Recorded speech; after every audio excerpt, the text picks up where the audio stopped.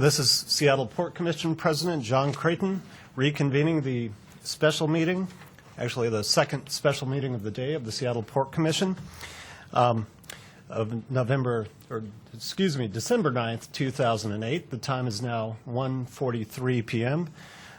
Joining me today are Commissioners Davis, Bryant, and Tarleton. Commissioner Hara will be joining us shortly.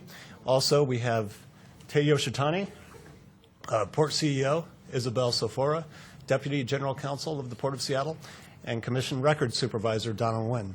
I'd like to point out the exits in case of emergency.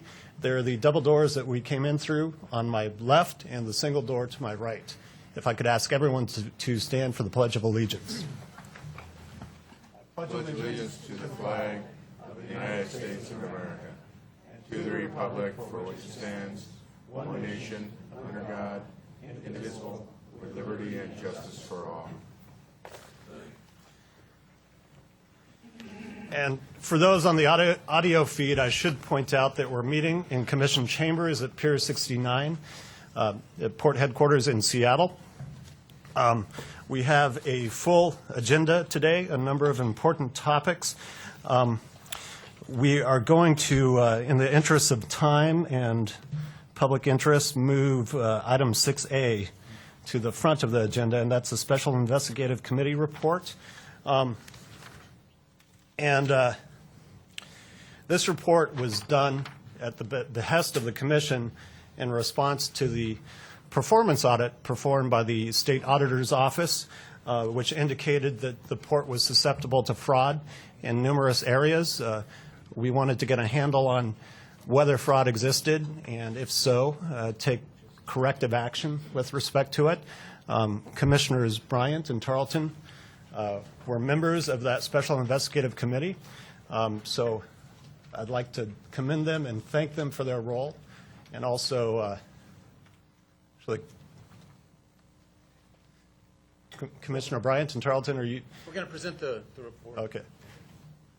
So yes, I was going to turn it over to you, but it's an unusual position for a commissioner. Well, we're doing this as the committee. Very good. All right. Okay. Well, thank you. Well, Mr. President, I thank you and all my colleagues on the Commission for this opportunity to present the report of the Special Investigatory Committee. 10 months ago, when I was appointed chairman of this committee, I made 3 commitments to this commission. The first, that this investigatory team would work for the people of King County, not for the Port of Seattle. Second, that while our investigation would follow the direction provided by this commission and by the state auditor's report, our investigation would follow the facts where they led. And third, that despite our interest in getting this investigation done quickly, that we would conduct this investigation thoroughly so that no future port commission should ever have to do this again. Today, Commissioner Tarleton and I are pleased to report that we have secured these 3 objectives. In short, this report, unfortunately, as has already been made public, reveals a culture that tolerated the suppression of information from the Commission, the altering of contracting invoices, and at times tolerated an arrogant disregard for open government. I can also tell you, though, this report reveals a number of instances where port employees attempted to do the right thing, where they refused to sign a manipulative change order, where they spoke out against the directing of business to a particular contractor. And those people deserve our attention by providing a robust compliance program so that in the future they have a way to voice their grievances and bring problems to our attention. I can tell you that in the last week, since I have, along with Commissioner Tarleton and former U.S. Attorney and Committee Counsel Mike McKay, since we released this report to the public, there have been several people who have come up to me and thanked the Commission, all of us, for bringing this on ourselves and for opening up the port. I can also tell you there have been a few people who have come up and said, well, you know, they did get the runway built, however. Let me be clear that this investigation emphasizes that breaking the law or port policies is not an option. Mr. Yoshitani's response that was recently this morning unveiled demonstrates to all levels of the port, I hope, that this is a new day and that we have a zero tolerance for such behavior. I want to thank you for the opportunity to have provided you with this report along with Commissioner Tarleton, and I'll turn it over to Commissioner Tarleton for any comments. Thank you, Commissioner Bryant, and welcome to all of you. We appreciate the fact that you're willing to be present and witness the end of one era and the beginning of another at the Port of Seattle. We promised the people of King County when we initiated this investigation in response to the state auditor's performance audit that was issued in this very room on January 8th, 2008, almost exactly 11 months ago to the day. We promised the people that we would do the right thing. And so we hired the former U.S. Attorney, Mr. McKay, and his extraordinary team of competent, talented people to dig in to the background and history of this port. He did the investigation. We are delighted and actually privileged to be here with him as he presents the results of his report. And from this point forward, we are going in a different direction at the Port of Seattle. And so, Mr. McKay, thank you for being here. Thank you. Thank you very much. Thank you, Mr. President. And it's a privilege to be here to formally present to you our report. Commissioner Tarleton was very kind to acknowledge the quality of our team. And I do want to just take a minute to make sure you and the public know really the quality of the team we brought together. No one person can do this kind of work on his or her own. First want to acknowledge FTI. This is a group that we brought in. It's a national company, but they have a very strong office here in Seattle. They have a strong background in public construction contracts and projects. That includes the review of contracts, review of billings, and so forth. And the lead member of their team, Mr. Paul Ficca, had to be out of town, but Louis Wu is here, and I'd like him to stand and be acknowledged. Another important member of our team was John Keller. We do not conduct an internal investigation without Mr. Keller. When I was the United States Attorney, I had the privilege of working with him when he was a criminal investigator with the IRS. And he's now out in the private sector with the rest of us. And we bring him in now to help us. And he was kind of the criminal skeptical eye that was a member of our team and spent a lot of time interviewing port employees and other individuals and reviewing documents. And I'd like John to stand and be acknowledged. Finally, I'd like to tell you about Krista Bush, an attorney in our office. If there's any elegant writing in this report and precision, it's Krista Bush. And she's a former JAG attorney with the United States Army and a former assistant attorney general, and she's been in our office for several years now, and I'd like her to stand and be acknowledged. And she's very close to me to answer any questions that I'm not capable of answering. So we have an outstanding team, but I also want to make sure you know that I take full personal responsibility for what's in this report. I've spent quite a bit of time with the Commission giving you a detailed report of this summary of this report, and I won't do that again today. We released our report 6 days ago, and you and the public have had a chance to study it in detail, so I will not go into any detail other than to hit a couple of high points. I thought it was important that we define fraud. That definition is in the report, but I do want to remind you all that we were talking about civil fraud, not criminal fraud, where there might be personal self-dealing, such as in the cases of embezzlement or kickbacks. When we began this investigation, we promised to immediately inform the United States Attorney's Office if we discovered criminal activity. We did not find any suspected crimes to report to the United States Attorney's Office. I do want to note, though, that we briefed that office last month on our findings, and so they're fully apprised and had about a 2 or 3 week head start, advance notice of what we are presenting to you today. In our investigation, we conducted over 75 interviews. We reviewed over 250 pages of documents and searched over 300 gigabytes of electronic data, including emails. And as you know, we had a hotline, not just the port hotline, which I understand will remain in place, but my firm had a hotline. that rang into our office. That phone number resulted in significant information, both from employees of the port and from individuals outside the port, that helped us find several of the items that we are bringing to your attention today. You're well aware now of our findings. We had 10 findings of fraud, 4 that related to the third runway, 2 that related to Small Works roster program contracts, and 4 that related to professional service agreements. We also had a set of findings where we could not find fraud, but there was a violation of either state law or federal law or port policy, and we prepared those and invited those to your attention, and they're, of course, set forth in detail in our report. There was another issue that we found that didn't fall into any particular category, but it was a violation of the port ethics policy by former port CEO Mick Dinsmore that related to his use of a port consultant to obtain a paid internship for his daughter. We've set forth in detail our recommendations, and I know Mr. Yoshitani has begun to respond to those, and I believe we'll be articulating some of those today. But I do want to highlight one, and perhaps our most important recommendation, and that is that the port implement a robust compliance program, which has 2 elements. The first is a code of conduct, a very simple statement of rules. You should do this, you can't do this, and so forth. And that code of conduct must be fashioned for the port. And you can't just lift a code of conduct from some other entity or company. It has to be one that's really set up for the port, for the unique things and the good things that this port does. And the second element is the compliance part of the code.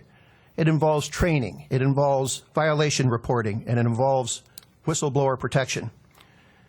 If a good compliance program is put in place, this will help prevent many of the problems that are addressed in the report today. As I indicate, employee training is very important, and we also reference or highlight the need for more legal department involvement in the preparation and implementation of the compliance program and in the procurement process. Finally, and quite importantly, we did recommend that the port consider taking appropriate personnel action in response to the misconduct that was highlighted in our report, and I understand that that is going to be presented to you today. I'm happy to answer any questions and participate in any other way you'd like me to. Thank you. Thank you, Mr. McKay, and thank you for you and your team's dedicated public service and service particularly to the port in this investigation. I guess I have a couple questions for you. Number one, or maybe just a comment first off. In my experience, there hasn't been a compliance program out there that's ironclad, so I think your recommendations in terms of combining a more robust compliance program with employee training and employee discipline are all really critical elements to moving forward the port on these issues.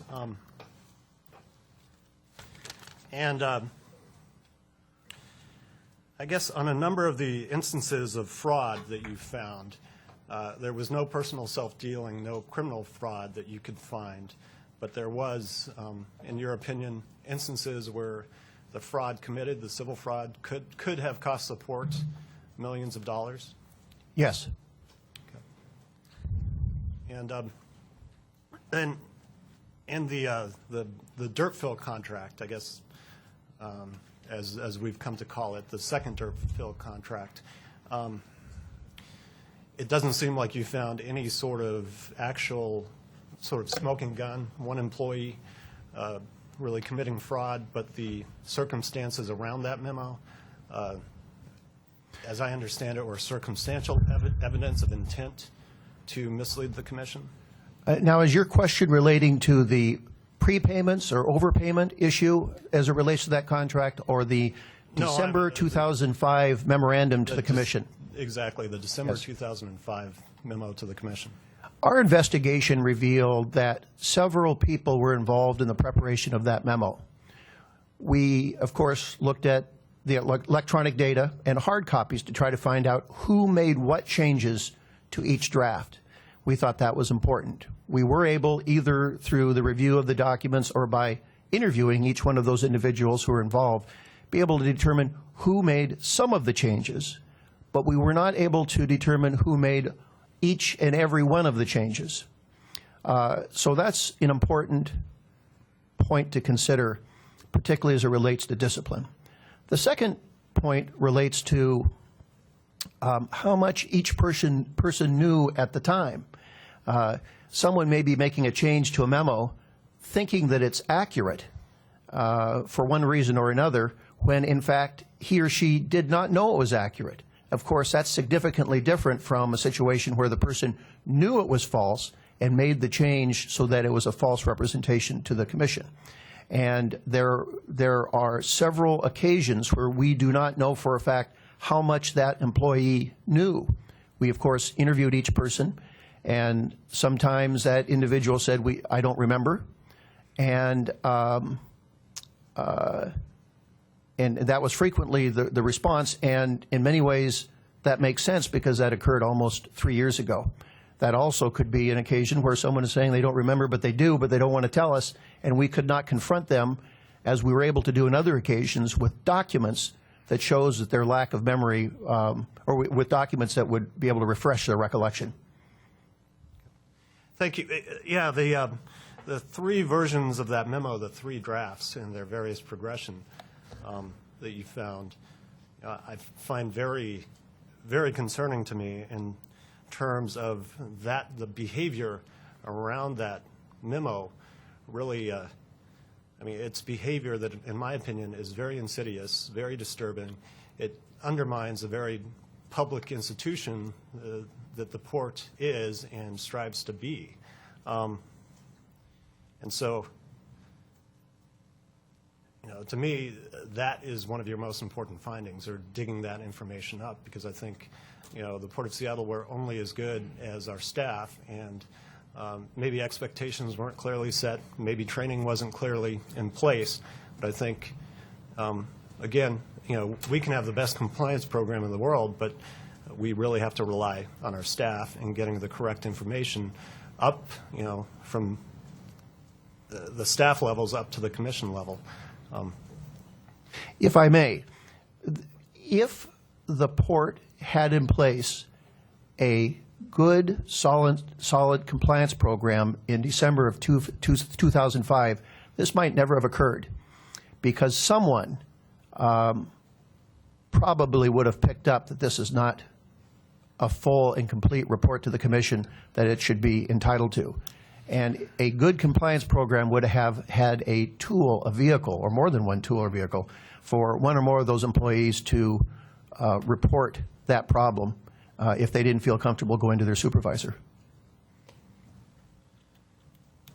Commissioner Charlton? Just as a quick follow-up on that, Mr. McKay, in the course of your investigation, did you run across any employees that conveyed to you the fact that they were uncomfortable with the circumvention of policy, the violation of the law, and felt constrained or in some way unable to communicate that information to anyone who would listen?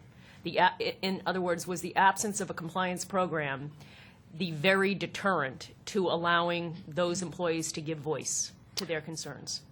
Yes, there were several occasions. I'll highlight one, and happily, at the same time you're asking the question, I've asked Ms. Bush to come up and join me because she helped supervise a lot of the investigation and might have additional examples. But there was one, and I believe it's in the report, where, and this is in the area where we're talking about splitting up contracts when it's inappropriate to split up contracts. That person actively resisted the effort to split up the contract. He said it was going to cost the port money, and by the way, it's in violation of state law. And he was pressured by a supervisor to do otherwise. And if there was a hotline or an ethics officer to pick up the phone and call and say, God, I'm getting pressure from so-and-so to split up this contract, it would have been a heck of a lot easier. This person had the courage of his convictions to stand up in a room full of individuals and say in front of his supervisor, who was sitting there, and said, I'm being pressured to do this, and I don't think it's right. And happily, the rest of the people in the room said, we agree with you. But it took a lot of courage. Someone else had the courage to stand up and say, this isn't the right thing to do. And his supervisor not only did not do the right thing, he reprimanded him, and a copy of that reprimand is in the report. Do you have anything to add, Krista? Are there any examples that you could point to? The only thing I would add to that is to say that in our interviews, there were several individuals who told us that, yes, they knew at the time that some of this was going on, it was problematic, but they didn't know where to turn. And because the pressure was coming from the top, they didn't feel they really had any avenues to raise those concerns. One thing that concerns me about that memo, in addition to the progression of the various drafts and the paring back of the information in the memo, is the fact that it was distributed to a lame duck commission in December during the holiday season and put in commission inboxes as opposed to emailed out so commissioners could have it readily available. Did you find any specific intent around those issues? We carefully explored that issue. As I recall, the two incoming commissioners were you, Mr. President, and Commissioner Hara.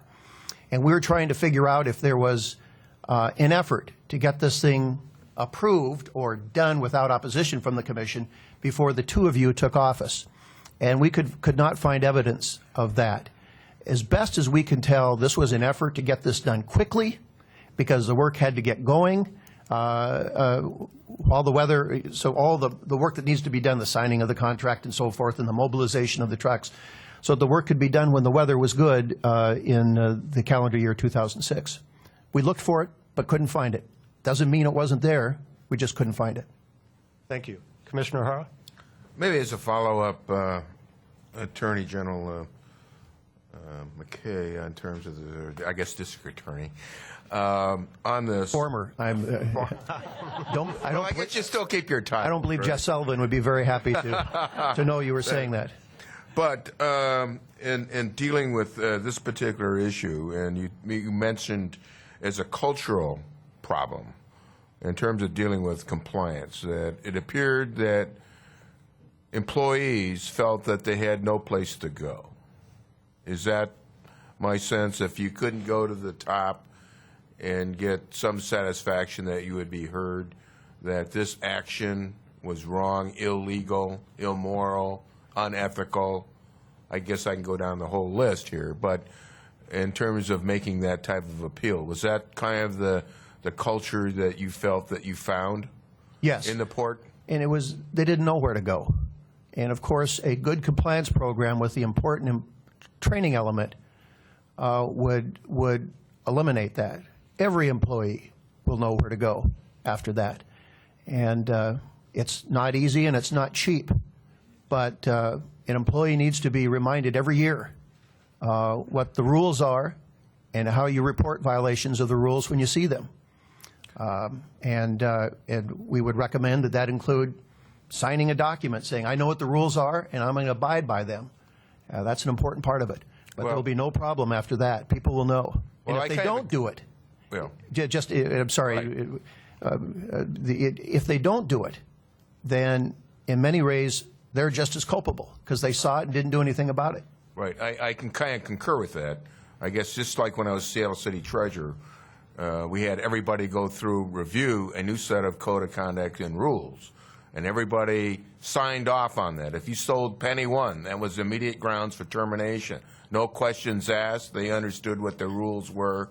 And quite frankly, I think it starts at the top. I think it starts initially with the commission to make sure that the CEO fully understands that, and I think he does. And I think at least this commission has made that very pointed a matter of fact that this type of activity is not going to be tolerated. There is zero tolerance, et cetera. And so I appreciate your comment on that. And I guess part of this whole thing, even though the audit report has been out for a while, that in the continuation of our movement for reforms, that these classes have not been conducted, or individuals, even within the whole port structure. Not only port employees, but also contractors.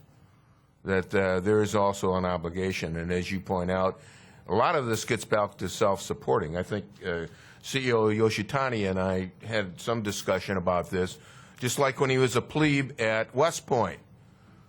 You personally take it upon yourself to be an honest, forthright person, and you self-report. You self-report. And I think the obligation rests with the individual, and that's where it begins. And so, I would hope that that message gets out.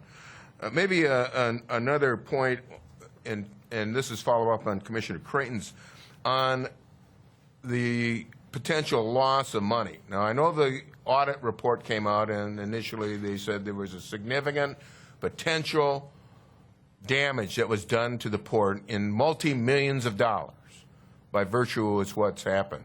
Did you see that also potentially even on the civil side?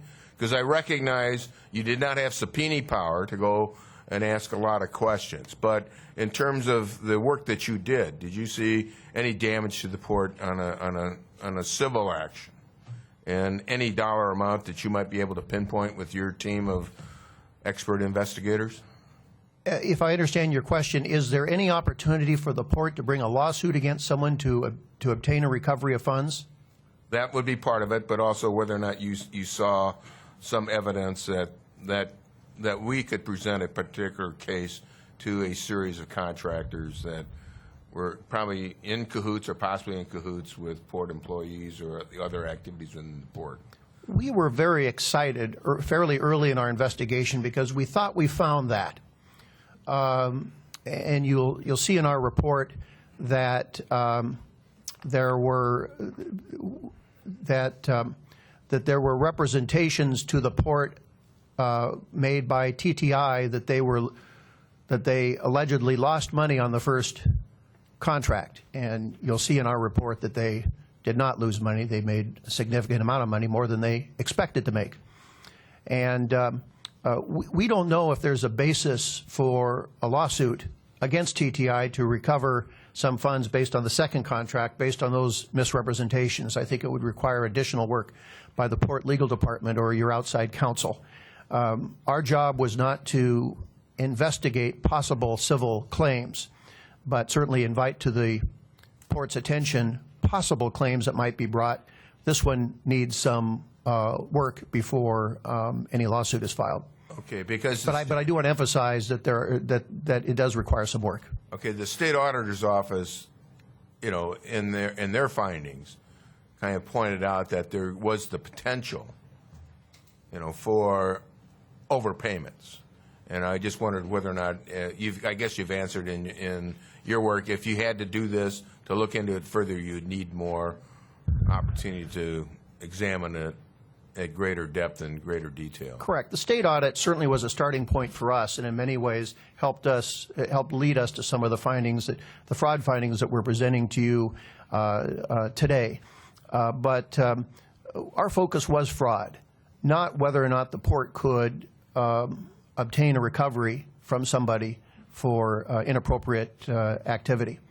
And certainly, if we came upon it without spending a lot of the port's money to develop it, we would have presented it to you, but we did not find it. But we do think that there are some leads that perhaps the legal department and or their outside counsel should be pursuing. Okay, well, I'll defer to some questions later. Thank you, Commissioner. Commissioner Davis? You said at the outset in your presentation that you sent this material to the Department of Justice. And you also said that you couldn't pursue the possibility, maybe in some cases, of a criminal offense. The Department of Justice does pursue that. Is that true? They have this material, and if there's something they should pursue, they could pursue it because they have all of what you have looked at. Yes, correct. And just to make it clear, if we'd come upon potential or possible criminal activity, we would have immediately brought this to the attention of the department because that was our charge by Commissioners Bryant and Tarleton. And as I reported to you, we did not find that. Doesn't mean it didn't occur. We just didn't find it. But you're right. We did present to the Department of Justice approximately 3 weeks ago the essence of what we've now given you. So they could pursue it, is the point. My understanding is they're in the middle of an investigation, but they have not shared with me what they're doing, as well they shouldn't. They don't share with anybody, but Indeed. they could, that's my point, that they could pursue if they do find or go forward in looking at whether there is any criminal activity. That is what they do, and that's what they could do, and they have all the information you had. They do now, yes. Or have access to it, I should say. We have tons of records that they have not looked at, but we've made it clear to them that we will provide to them anything that they want. Thank you, Commissioner Davis. Mr. McKay, to follow up on Commissioner Davis's question, if there is no violation of federal law found, but say civil fraud found based on state law, and the law enforcement chose to prosecute that or those cases of civil fraud, that would properly be the jurisdiction of the King County prosecutor? Well, if it's civil fraud, it's not a crime, and there won't be a prosecution. It has to be criminal fraud. And while it's much more complicated than we can give you in a 1-minute presentation, the line I've tried to draw for you is that the civil fraud is what we've defined in our report to you. It becomes criminal fraud when there's self-dealing. So if there's embezzlement or kickbacks or bribes, that's what makes it criminal. And but who would do it? There's a lot of overlapping of jurisdiction. The King County prosecutor can just as easily prosecute under state law certain activity that is also a violation of federal law. And so when I was a deputy prosecutor here with King County, there were times I communicated with the U.S. Attorney's Office, and we agreed they'd handle the same kind of criminal activity that we could have handled.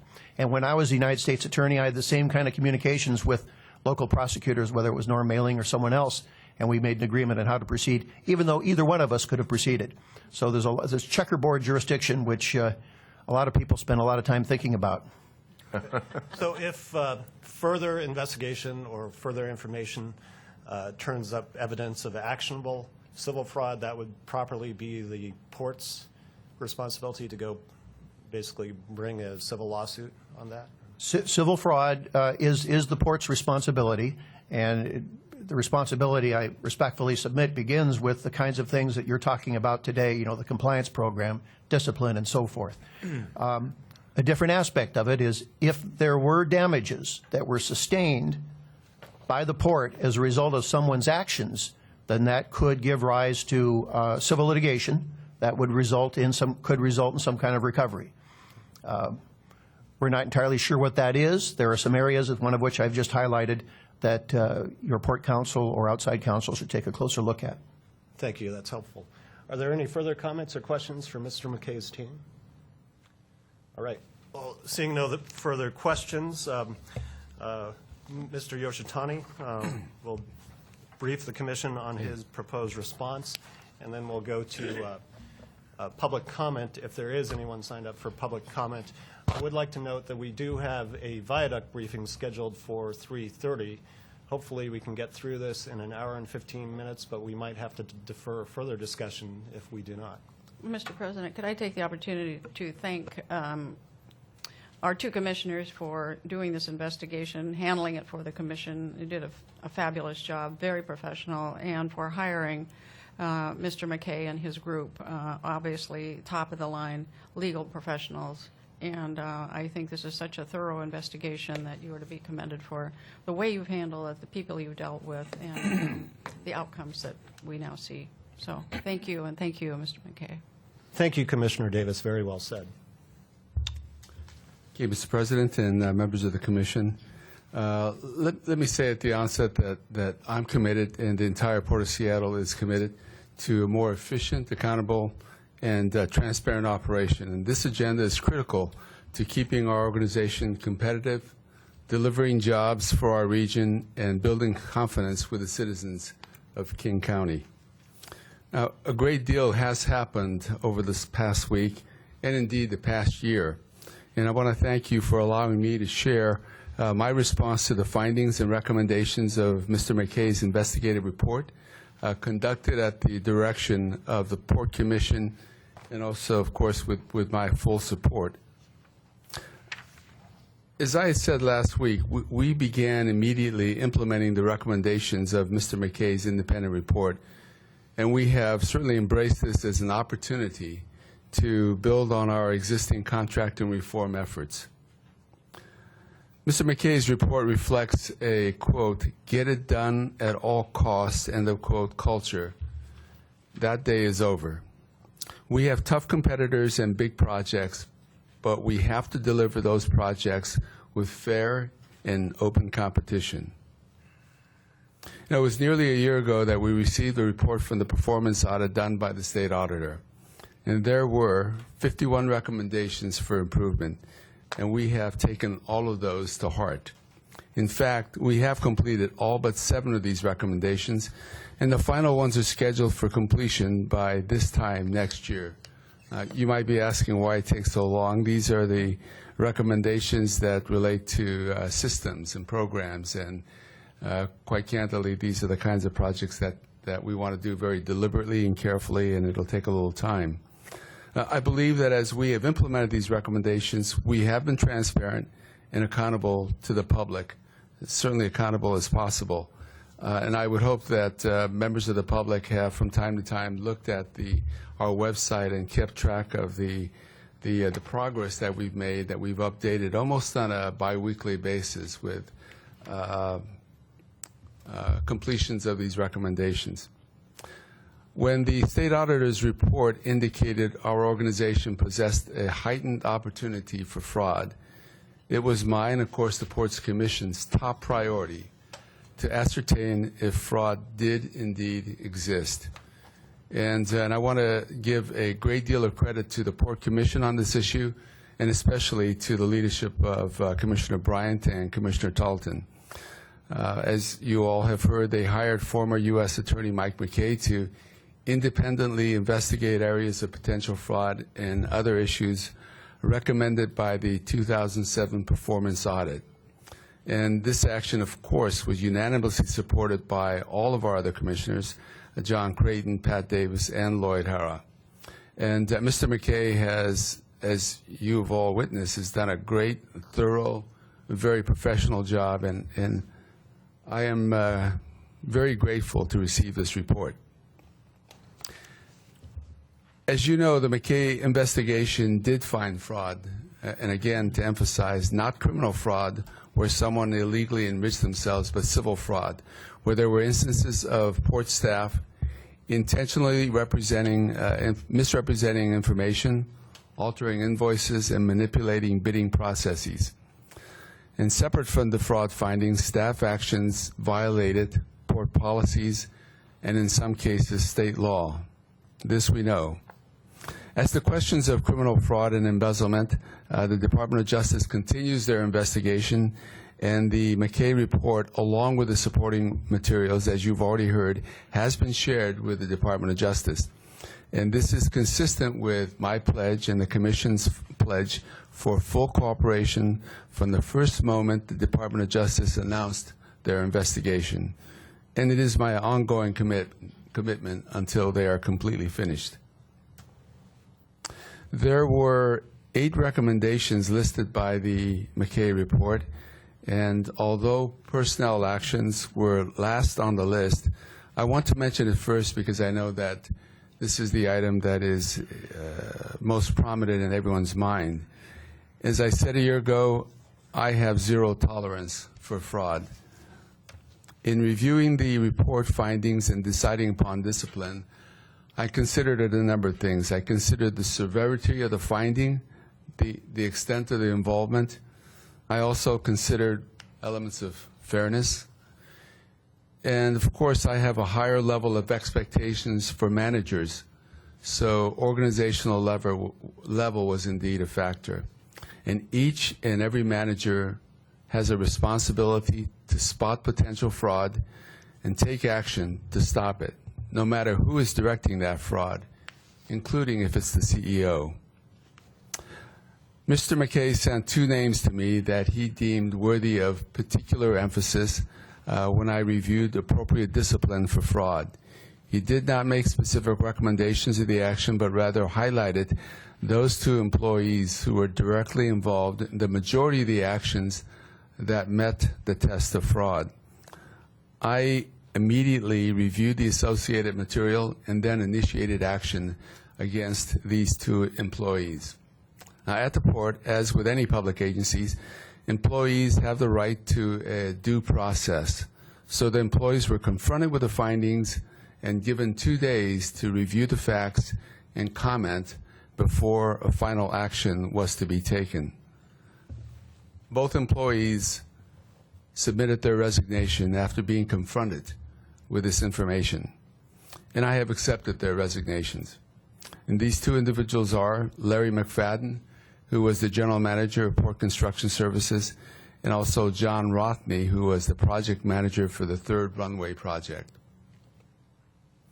As for the people associated with a commission memo outlining the contract for TTI, I have decided upon 3 additional tiers of discipline. And of course, this is the memo that a couple of the commissioners a little bit earlier on were asking questions about.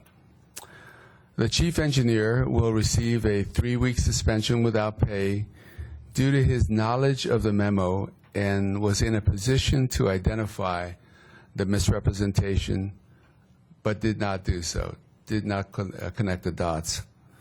3 senior managers have received 1-week suspension without pay for their failure to mention the contingent nature of the contract adjustment. In addition, I will be placing letters of reprimand in the personnel files of the Deputy CEO, the Airport Director, and the General Counsel because I believe that given their positions of authority and the importance of the issue, they should have been engaged in reviewing the memo and ensuring that the Commission memo was accurate and clear. This disciplinary action is to acknowledge that in the chain of command, our leadership team is expected to demonstrate responsibility and knowledge of proper procedures and, quite candidly, to raise their hand when they see or know differently. You know, in the final analysis, the buck stops with the former CEO, Mr. Dinsmore. It was him who decided to accelerate the contract award process and also exerted pressure on staff to get it done. There was a great deal of pressure to keep the project advancing, but his decision to not absolutely be open and clear with the Commission was, in my opinion, wrong. However, whether our employees' action was a result of a direct order by the former CEO or the culture of the port at the time, it does not excuse the fact that someone should have raised their hand and objected. Upon reviewing the other McKay fraud findings, I concluded that a specific action plan for port construction services is also warranted.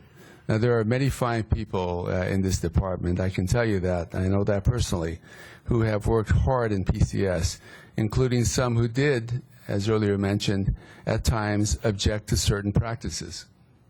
Nevertheless, I believe the number of issues, including many actions which broke state law or port policy, warrant a specific response.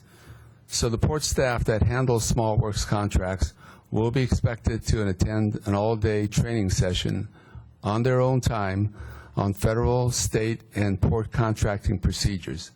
And this training will include a closing exam on their knowledge of these procedures. In January of 2008, we put in place a fraud policy as recommended by the state performance audit. I required all department heads to certify that all employees under their direction read the fraud policy. While the port ethics policy and many other related compliance policies has been previously read by port staff, we have made many improvements in recent months, and more are, quite candidly, on the way. As of January 1st, in a few weeks, I will require all employees to read and certify their understanding of all port compliance policies within 90 days after the 1st of January. They will not be eligible for their annual review and associated consideration for compensation increases unless this certification is complete.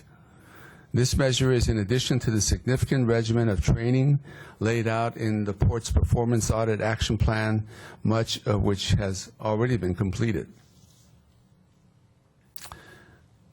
Based on Mr. McKay's finding of fraud, as well as the findings in which policies or laws were violated, but that fraud was not established, the report spells out suggested recommendations so that we can prevent these kinds of activities from happening in the future.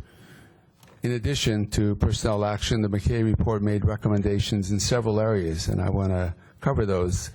I can say that the areas of compliance and procurement, major changes are underway in both procedures and culture, and I'll speak to culture a little bit later on. In 2008, we have reorganized from top to bottom how we fundamentally review, how we fundamentally deliver capital projects.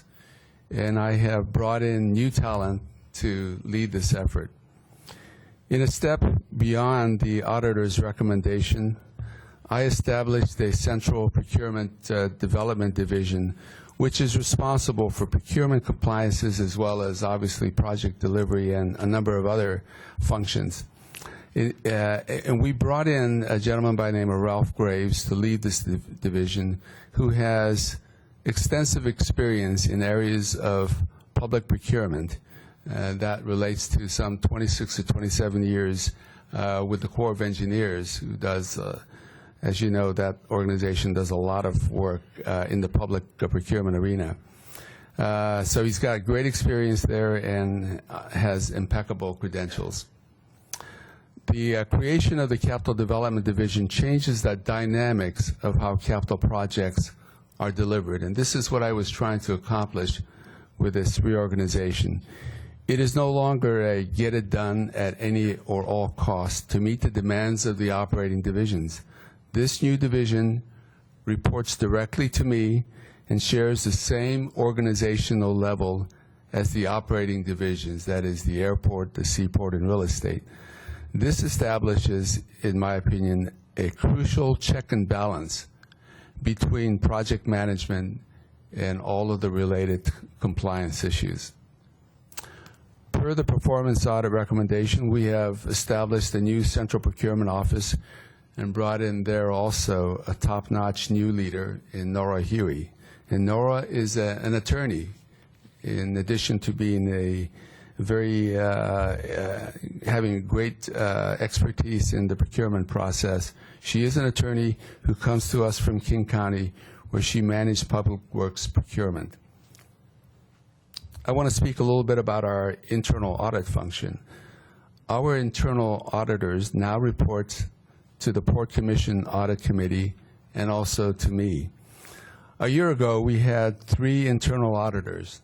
Now we have 7 people in that group.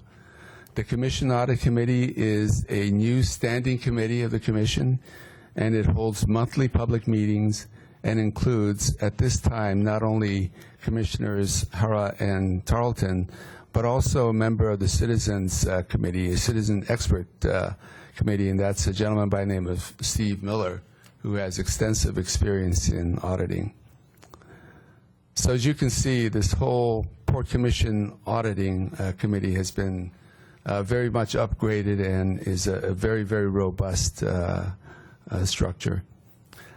Nearly 300 key employees have received intensive training within the past few months in change orders and documentation, contracting, and construction management processes. And of course, our work is not done, and we are implementing reviews of our procurement to ensure that we are in absolute alignment with all laws. In the area of ethics, in January, we instituted a new fraud awareness policy and fraud hotline. Also, the Port Commission in February adopted a revised ethics code for commissioners, employees, as well as the ethics policy for consultants. While some of this occurred before the state performance audit, we have reviewed it again to ensure that it meets all of the performance audit recommendations. The McKay report has suggested additional changes to our ethics code and policy, which we will implement. Yesterday, I distributed to staff a revised and updated whistleblower policy. I mention this policy today because a recurring theme, as you heard earlier, throughout the McKay's report is a failure of staff to come forward to report problems, and in other instances, staff voiced concerns but were rebuked. As we go forward, I want to be certain that our employees speak out when they see actions that concern them and feel safe about doing so and are invested in improving the organization as a result. I'd like to just briefly touch on a couple of items brought out in the report that were important in clarifying the port's position. One important finding of the state performance audit was that we had not competitively bid the program management services contract for work on the capital improvement program at the airport. And given the large amount of this money that this program involved, this was absolutely not a small issue.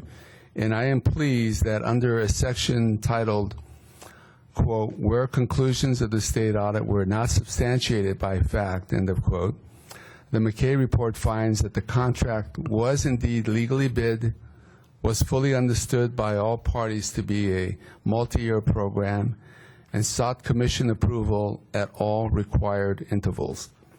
This supports what we have said all along, that we did not waste money on this contract.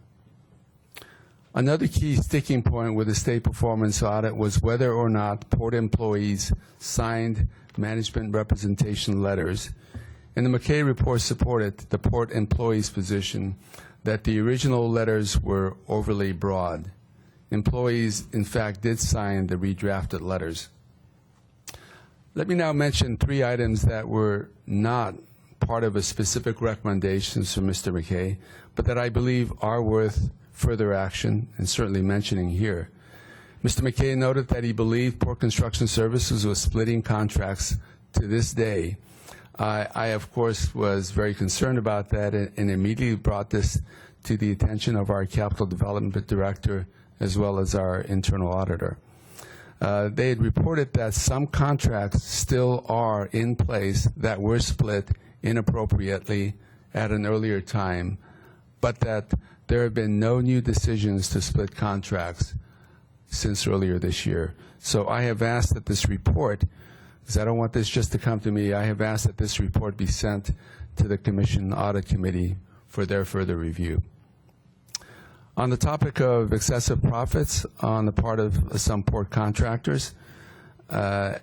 McKay again states that these excessive profits or damages cannot be fully or easily quantified. I think the issue is worth another look, and I am going to be asking the Audit Committee to seek an outside legal opinion on this issue. Mr. McKay notes several contractors who did not cooperate with his investigation and lays out several areas where certain contractors may have been taking advantage of the port. I have asked our Capital Development Director to dig into the contract circumstances that were laid out by Mr. McKay and to ensure going forward that our new procedures will in fact ensure that history does not repeat itself. Second, I'm also reviewing what action with these contractors is merited and what options exist. In conclusion, I did not limit my disciplinary review to the scope laid out by Mr. McKay. If I thought that more people needed to be terminated or disciplined in any way for their actions, I would have taken that step.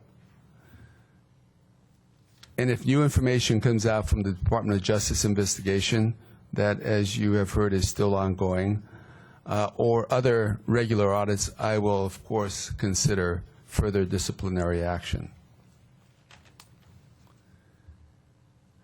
With this year's actions and now the essential follow-up work to complete the McKay recommendations, I want to put this chapter behind us and to keep using these lessons to become a better port for the future. I do know that we are a much stronger port. We're certainly more transparent, and we're certainly more accountable port than we were just a year ago. As an organization, we have learned some hard lessons from the past, and I'm confident that we have radically changed behavior at every level of the organization. We've done that by clarifying policies, by implementing training, by the reorganization that I've mentioned, and constantly emphasizing every aspect of adherence to the law. As you all know, culture changes very slowly. It doesn't happen overnight. But I feel confident that we're making progress in this as well. No question that the first step was to change the behavior. And as behavior starts to move forward in the direction that we want it, culture will follow. This is a great team that we have. They work hard every day to deliver for the people of King County and the nearly 200,000 jobs that depend on port-related activity. Now, we, as a region, as a nation, and indeed as a globe, face the most challenging economic times in our generation. Our place is to continue to do important work day in and day out to help keep the economic wheels turning in the Puget Sound region. I want to extend my hands out and say, let's all work together to harness these reforms and launch the port strongly into the next century of success. That concludes my comments, Mr. President. Thank you, Mr. Yoshitani. I'd like to first commend you for the actions that you've announced today. As you say, though, they're only a first step in an ongoing effort to improve the port. I want to make specific note that none of these instances of fraud that were discovered in the report happened under your watch, under your 22-month leadership. But that's not to say we shouldn't be eternally vigilant. And in your 22 months, both even before the performance audit, but particularly after the performance audit, you have been a steadfast advocate of implementing operational reforms at the port to make us a better public agency. And I'd like to commend you for that.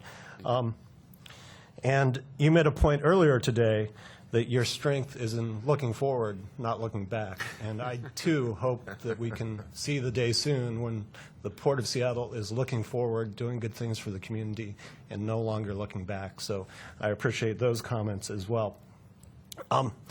And as a board member, again, I commend you for your performance over the last 22 months. I respect your role as CEO over personnel matters. And I support you in your actions that you've announced today.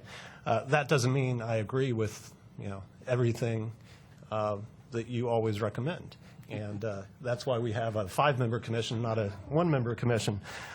But in terms of this zero tolerance for fraud policy that we've announced, if zero tolerance for fraud doesn't mean immediate termination upon findings like this, what does it mean? And I think you don't have to answer that question right now, but I think the Commission and the public would benefit from further clarity on that policy.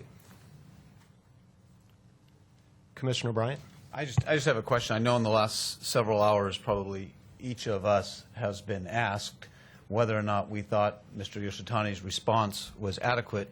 And if I might impose one more time on the committee's counsel, I'd like to get Mr. McKay's opinion on whether or not what the port is doing, as has been outlined by Mr. Yoshitani, is an appropriate response to the committee's report.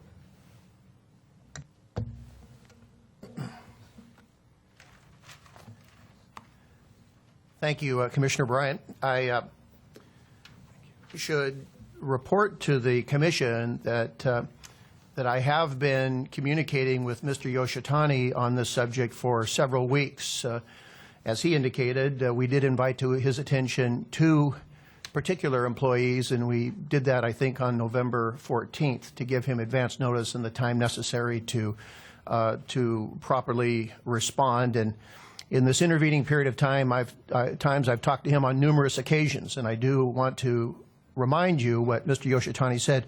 We did not make a recommendation as to what he should do, only that he consider personnel actions. But now that you are asking me whether or not I agree with his response, I want to let you know that I do.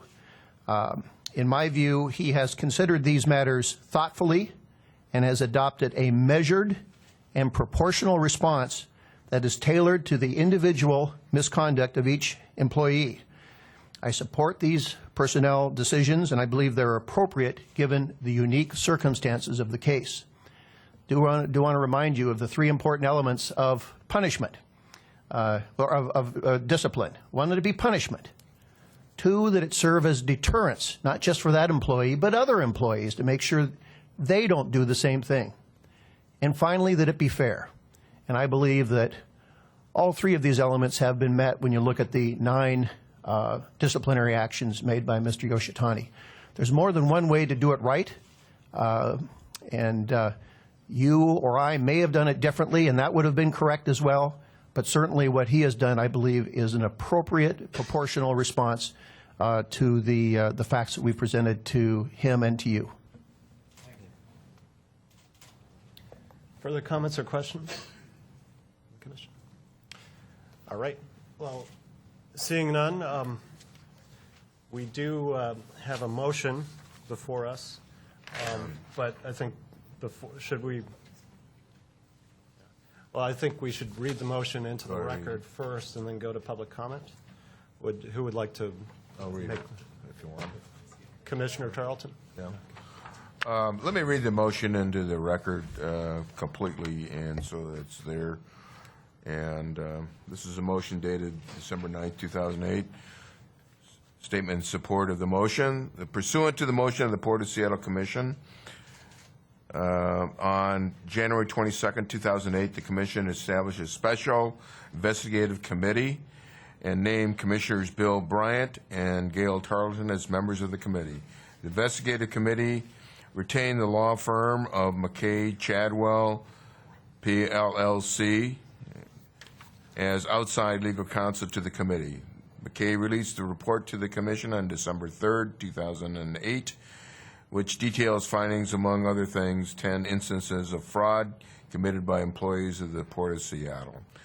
The Commission, as a countywide elected oversight board for the Port, is responsible for ensuring that the Port's operations are conducted in a transparent and accountable manner that both promote public trust and is in accordance with the federal, state, and local laws. The Commission is thereby determined that the Port take the strongest possible disciplinary action against any person identified as having committed fraud or engaged in other activity contrary to federal, state, or local law, or the Port's code of ethics, or otherwise violated the public trust or did not fully cooperate with the investigation. And 2, the Port aggressively seeks to recover public funds lost as a result of illegal activity identified in the investigative report. The Commission reaffirms the Port's zero-tolerance policy should any employee, in the course of their duties, knowingly provide false, misleading, or incomplete information to the Commission. The motion reads, the Port of Seattle Commission, 1, endorses all recommendations contained in the investigative report and directs the Chief Executive Officer to implement them immediately. Progress reports shall be presented to the Commission in public session every 2 weeks.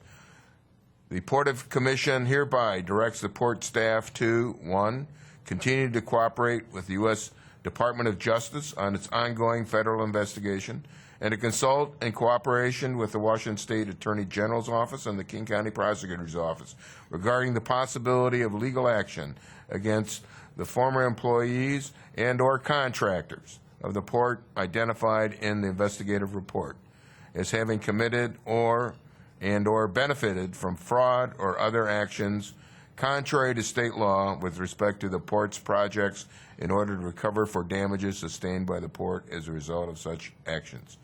And 2, research and recommend to the Commission as expeditiously as possible what measures the Port shall take against contractors and other third parties identified in the investigative report, which were A, party to the fraudulent activity at the Port, or B, refuses to cooperate as required by the audit clause in their contracts. The Port of Seattle Commission hereby directs the internal auditor to prepare a 2009 work program to audit all currently active contracts and leases involving the firms named in the investigative report that did not cooperate or only cooperated partially with the investigation, and report to the audit committee with the findings regarding their performance and compliance with laws and policies. Hereby, that's the motion, Mr. Chairman. Right. Thank you, Commissioner. I should also add that all the commission had an opportunity to look at this. I especially appreciate Commissioner Tarleton's input, Commissioner Creighton's, and Commissioner Bryant's, and Commissioner Davis, to have a chance to read and look over the motion. And especially to our staff, Mary Jean Kennedy and Tom Bernard. Thank you. Is there any comment or question on this motion before we go to public comments? Okay. With that, we have at least signed up 2 members of the public for comment. First, we have Mr. Chris Gower. Mr. Gower. Welcome, and if you could please state your full name, city of residence, and organization if you represent one, for the record, please. Thank you, Mr. Chairman. My name is Chris Gower, and I'm a resident of Olympia, Washington. I'm representing myself. And I have a question. How did the Port of Seattle build the Sea-Tac third runway? Allegedly, they lied, they cheated, and they committed fraud. I have long suspected that the port could not build the third runway without breaking the law. Today, my suspicions are closer to being confirmed. I have a favorite quote. A man who lies merely hides the truth, but the man who tells half lies has forgotten where he's put it. The port has told so many lies and half lies in building the third runway, it's no wonder it can't distinguish fact from fiction or right from wrong. The unanswered question today is, why did these individuals allegedly commit fraud? That is a mystery best solved by the U.S. Department of Justice. Mr. John Keller, an investigator working for Mr. McKay, tried to contact me through an intermediary. I declined to speak to him because I did not know how the Port of Seattle would twist or bend or otherwise use my statements. I did not know if my information would be used to protect and defend the Port of Seattle in possible criminal proceedings. I have another question, and this is rhetorical for the board. Did the Port of Seattle share Mr. McKay's detailed findings with its criminal defense team, as well as the federal investigators? And if so, is that a conflict of interest? And what about the Port Commissioners Pat Davis, Bob Edwards, Paige Miller, and Claire Nordquist?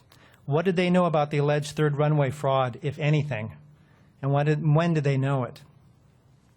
The third runway was not built by a get-it-done culture, and I know that because I've been associated with the third runway fight for 10 years, which is longer than anybody up there, with the exception of Ms. Davis. The third runway was built by the Three Stooges.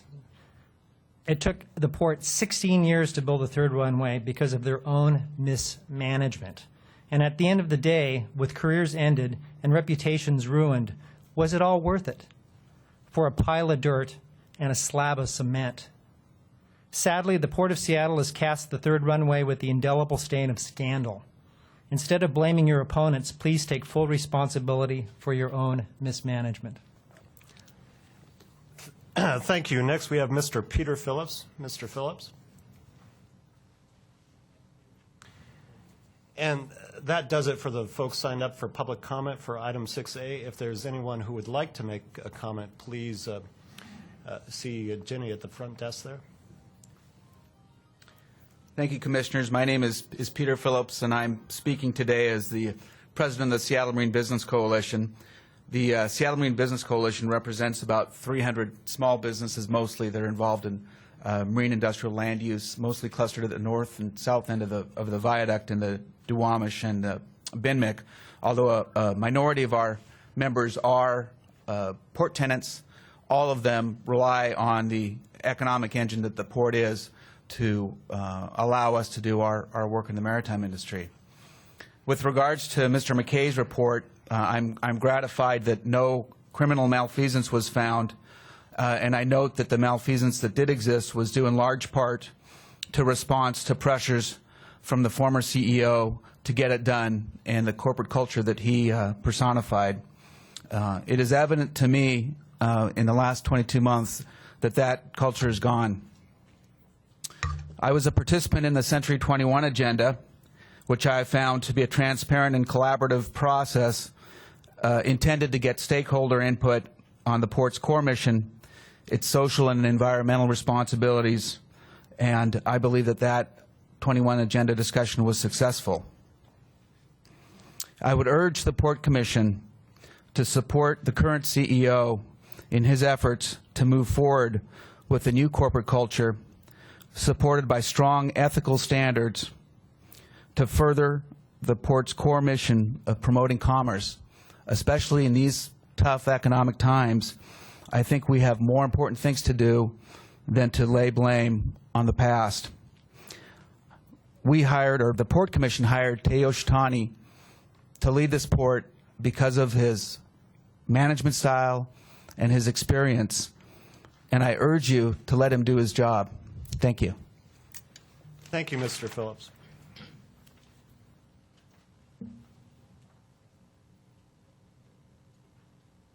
All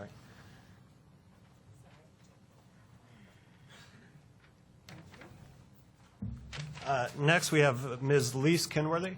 Ms. Kenworthy? Good afternoon. You all must be ready for an energy drink.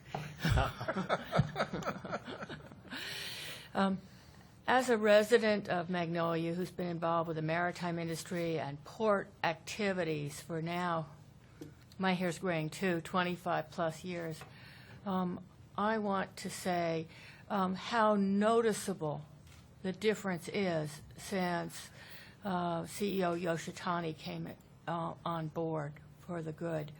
I think it is really critical that our community as a whole, that those of us who are aware and track the port with the help of the media, be aware of all the effective changes that have been made. I'm particularly conscious of those regarding the port ethics.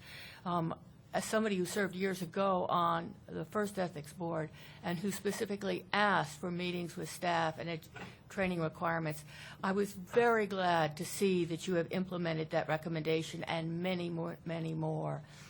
And I concur with Peter Phillips' remarks about the professional qualifications, but I would also like to add your personal character of humility and openness and integrity.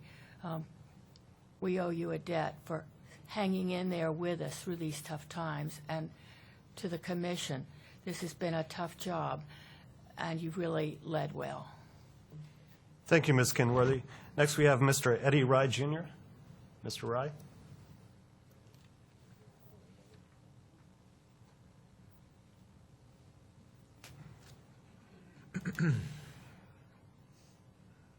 Welcome, Mr. Ryan. If you could state your name, city of residence, and organization. My name is Eddie Rye, Jr. I'm a resident of the city of Seattle, and I'm representing the Community Coalition for Contracts and Jobs. I've been involved in the struggle for economic justice for the African-American community and small businesses for the last 40 years in this city, and I really must take exception to some of the glowing remarks I'm hearing about not wanting to go back into history, because what we see right now that's occurring at the port and other places with this fraud, bid rigging, and collusion has been a continuation. Nothing has ever stopped. And Mr. McKay is an outstanding individual, and I read where he indicated that unless he looked at people's books, he couldn't determine if any person benefited that was a port employee for any of the work that was done on the third runway and other projects. I must remind Mr. McKay I was involved when the grand jury investigated fraud on about 20 different federally funded projects in the state of Washington. And when they turned the findings over to U.S. Attorney McKay, it was determined that there was a conflict of interest, and this investigation was moved to Washington, D.C. It involved about 12 general contractors misusing women and minority firms.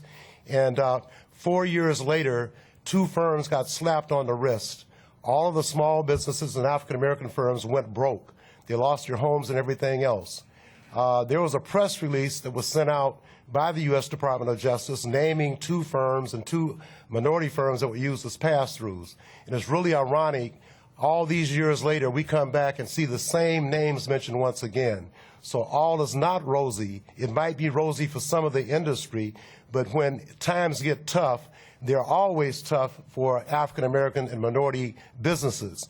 And I would like to say that I certainly hope there is a thorough criminal investigation done, because I'm not buying, I don't see where anybody benefited from what happened. You don't send that kind of money through and somebody not benefit. And the other irony in this thing is we hear all these excuses why small business and minority and women firms can't be utilized, but it seems to me that government agencies do whatever they damn well please when they want to deal with their preferred contractors. So I'm saying I really hope you do look at this. And one other thing I want to add is your chief procurement officer is all wrong, and her actions right now has nothing to do with the companies that were named for not talking or being involved with the criminal activities. But to go out and cancel all the contracts with small businesses doesn't make sense. She's doing more to hurt small businesses than to help them. And I'm talking about contracts where there is a year and 2 option years. Just to summarily cancel those contracts is devastating to small business. People plan, and as hard as times are in terms of getting credit, people have to go back and try to get credit again, and it won't work. You're killing small business. Enforce the law, and I hope to God that the federal government, through the Department of Justice, come through here and met out some punishment. It's time should be over for individuals who get slapped on the wrist and fined $1 million when they're doing $300 million a year, and they stay in business, and the small businesses are crushed. It's time for these firms to be debarred from doing business anywhere until they can follow the law. Thank you very much. Thank you, Mr. Rye. Next, we have Commissioner Claire Nordquist. Commissioner Nordquist? Okay. Thank you. With that, that concludes everyone signed up for public comment. I'll give one last chance. We have a full house. I know there's other issues on today's agenda, so we should really power through. We do have a motion read into the record. Is there any further discussion, comment, or questions on that motion? Okay. All in favor, please signify by saying aye. Aye. Aye. The motion passes unanimously. Thank you. Mr. Yoshitani?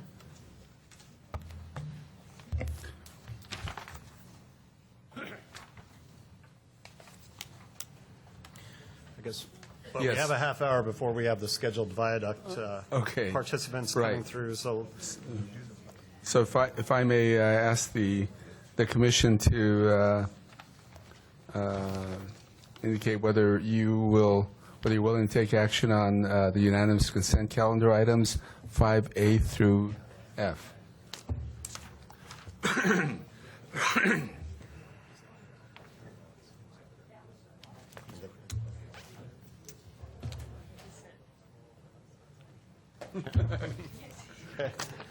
Where's everybody going? should we? Well, we weren't here for the we do have a set of minutes to approve. Why don't we get out of the way? And first, the minutes for the special work session of October 21st. No, we don't. We don't have minutes. Okay. You don't? They aren't ready. Oh, they're not ready? Okay. Well, then let's go on to the consent calendar. Are there any questions or comments on anything on the consent calendar? Do any commissioners want to pull anything off? Do we have any members of the public who wish to comment on any of the consent calendar items? We don't have anyone signed up, so. I move the adoption of the consent calendar. Commissioner Bryant so moves. All in favor, please signify by saying aye. Aye. Aye. The motion passes unanimously. Thank you. Okay, I want to make sure the appropriate staff members are here. Do we have the right people for the Terminal 3091 update? Okay. Well, let's see. Since, Mr. President, I assume that that we just want to keep going, except for the Alaskan Way Viaduct, which would be at 3:30. So we'll just keep moving along with the other items. Is that okay with you?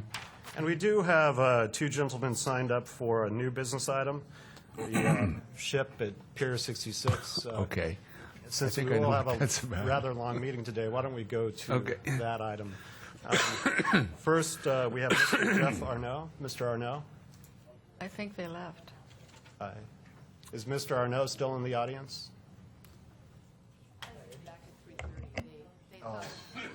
And David Harold's as well? Harolos? Okay. Okay.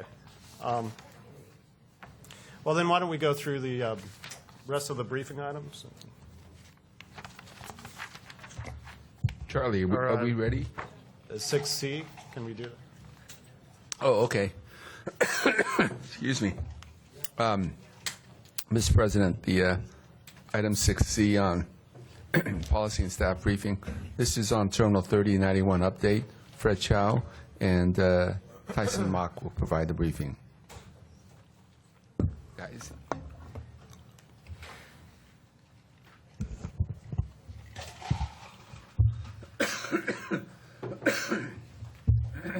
Good afternoon, Commission President Creighton, Commissioners, Mr. Yoshitani. My name is Fred Chow, Project Manager on the Terminal 91 Cruise Project, and here with me today is Tyson Mock. He is a Project Manager on the Terminal 30 container portion of our project, and will be making today's presentation to you. For the Terminal 91 Cruise Project, as of end of November, we're approximately 80% complete with building construction. And we're pretty much on target, and to have the facility fully ready for the cruise season, which will start in April of next year. And the next series of slides that we'll be sharing with you were taken about a couple of weeks ago. And the very first slide is of the main lobby area that's on the first floor as you're coming into the cruise terminal building. This is the area that you will see. And we have altogether 4 sets of the stairwell escalator assembly. And there are 2 near the front of the building and 2 at the back, and this is the front, which is on the north side of the building. And in the middle, you can see that there is an escalator. And then on the 2 sides, we have a couple of stairs. And on the very lower left, you have an elevator, and I'm happy to report one of the elevators is already functioning, and then the escalators are being tested and commissioned and should be functioning very soon.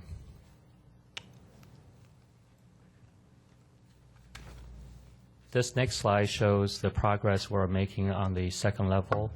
We have fully sheetrocked or drywalled the interior wall, and have started taping and mudding the walls. And so if you go out there today, you'll see some painting activities taking place. And here we can see a couple of skylights. And this is a feature that we're having. And with the skylights on the second level and also in some of the main lobby areas, we'll be able to conserve energy and which is helping us to make a poorer green facility or a green organization. And the next slide here is a office hallway in the Customs and Border Protection area, and we have the walls painted already here, and you can see that much of the ductwork and also above or the communication conduits and power conduits are also in place. And the contractors actually is currently installing the ceiling grid system, and next week we may be able to start installing the acoustical tile. So the CPP area is quite far along in terms of overall construction. And now moving out to the outside of the building, and here this is the west side of the building. And last month the contractor has spent a lot of time installing or finishing installing the metal siding and also the trim work and some of the exterior doors like the ones pictured here. The roll-up doors are complete. And then this big crane here, or the pumper truck, is pumping concrete to the balcony area. And this balcony area is, this topping slab is where the cruise passenger will be spending time on before they get onto the mobile gangway onto the cruise ships. And this last slide I'd like to share with you is the air handling units on top of the roof and some of the ductwork. And the ductwork here is showing on the second level of the cruise building. We have completed all the installation of the air handling unit, and is happy to report to you that the building is being heated by these air handling units. And it is really important because we have a lot of finishing work going on. We need the heat, and for especially this weekend, we're expecting temperature dipping down to the 20s. So we're moving right along, and no special problems to report. Thank you. Thanks, Fred. Good afternoon, Commissioner and Mr. Yoshitani. My name is Tixon Mark, the project manager for the T30 upgrade project. This picture showed the construction of the Crane Power Electric Closed substation. The picture on the left showing the completion of the slab, and then a week later, as you can see, they have pretty much set the substation. Today, the cable had been pulled, and this substation will be providing power for the new cranes. This is a picture for the installation of a waterside concrete pile. The one on the left showing the piling installation, and the one on the right, close-up of how tight those piles are between utilities and such. And today they have completed all of the concrete pile driving. They're went pretty well. So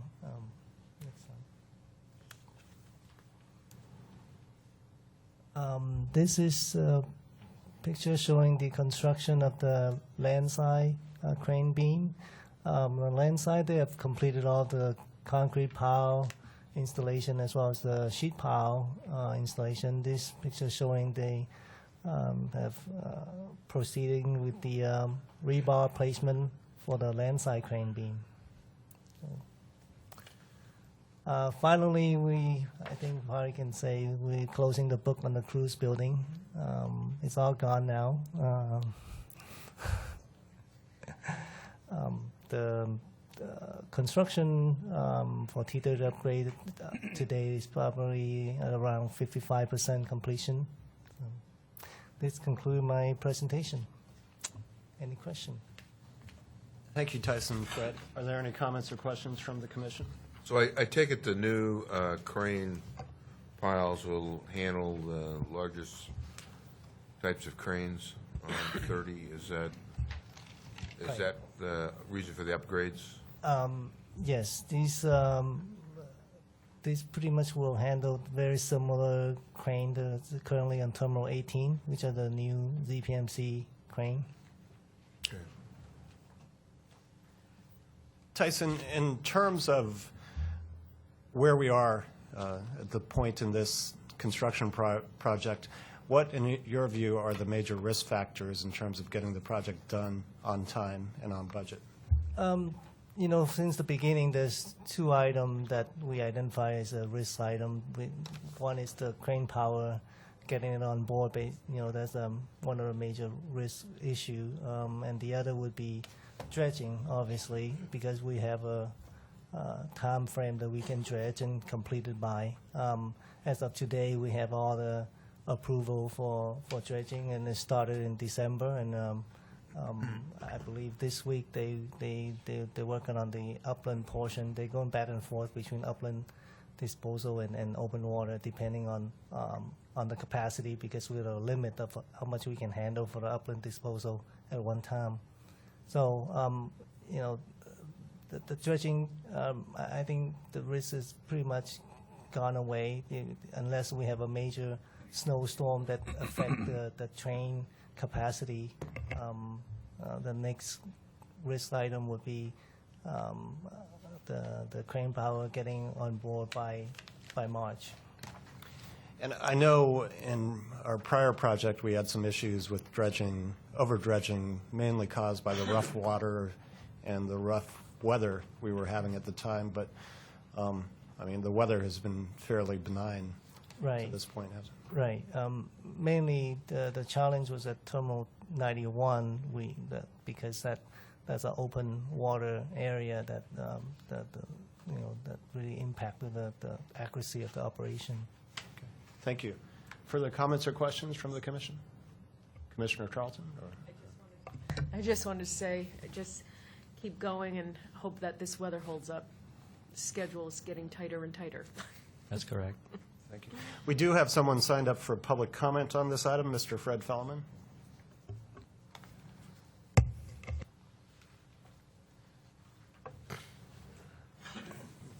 Mr. Fellman, welcome, and if you could state your name, city of residence, and organization for the record, please, sir.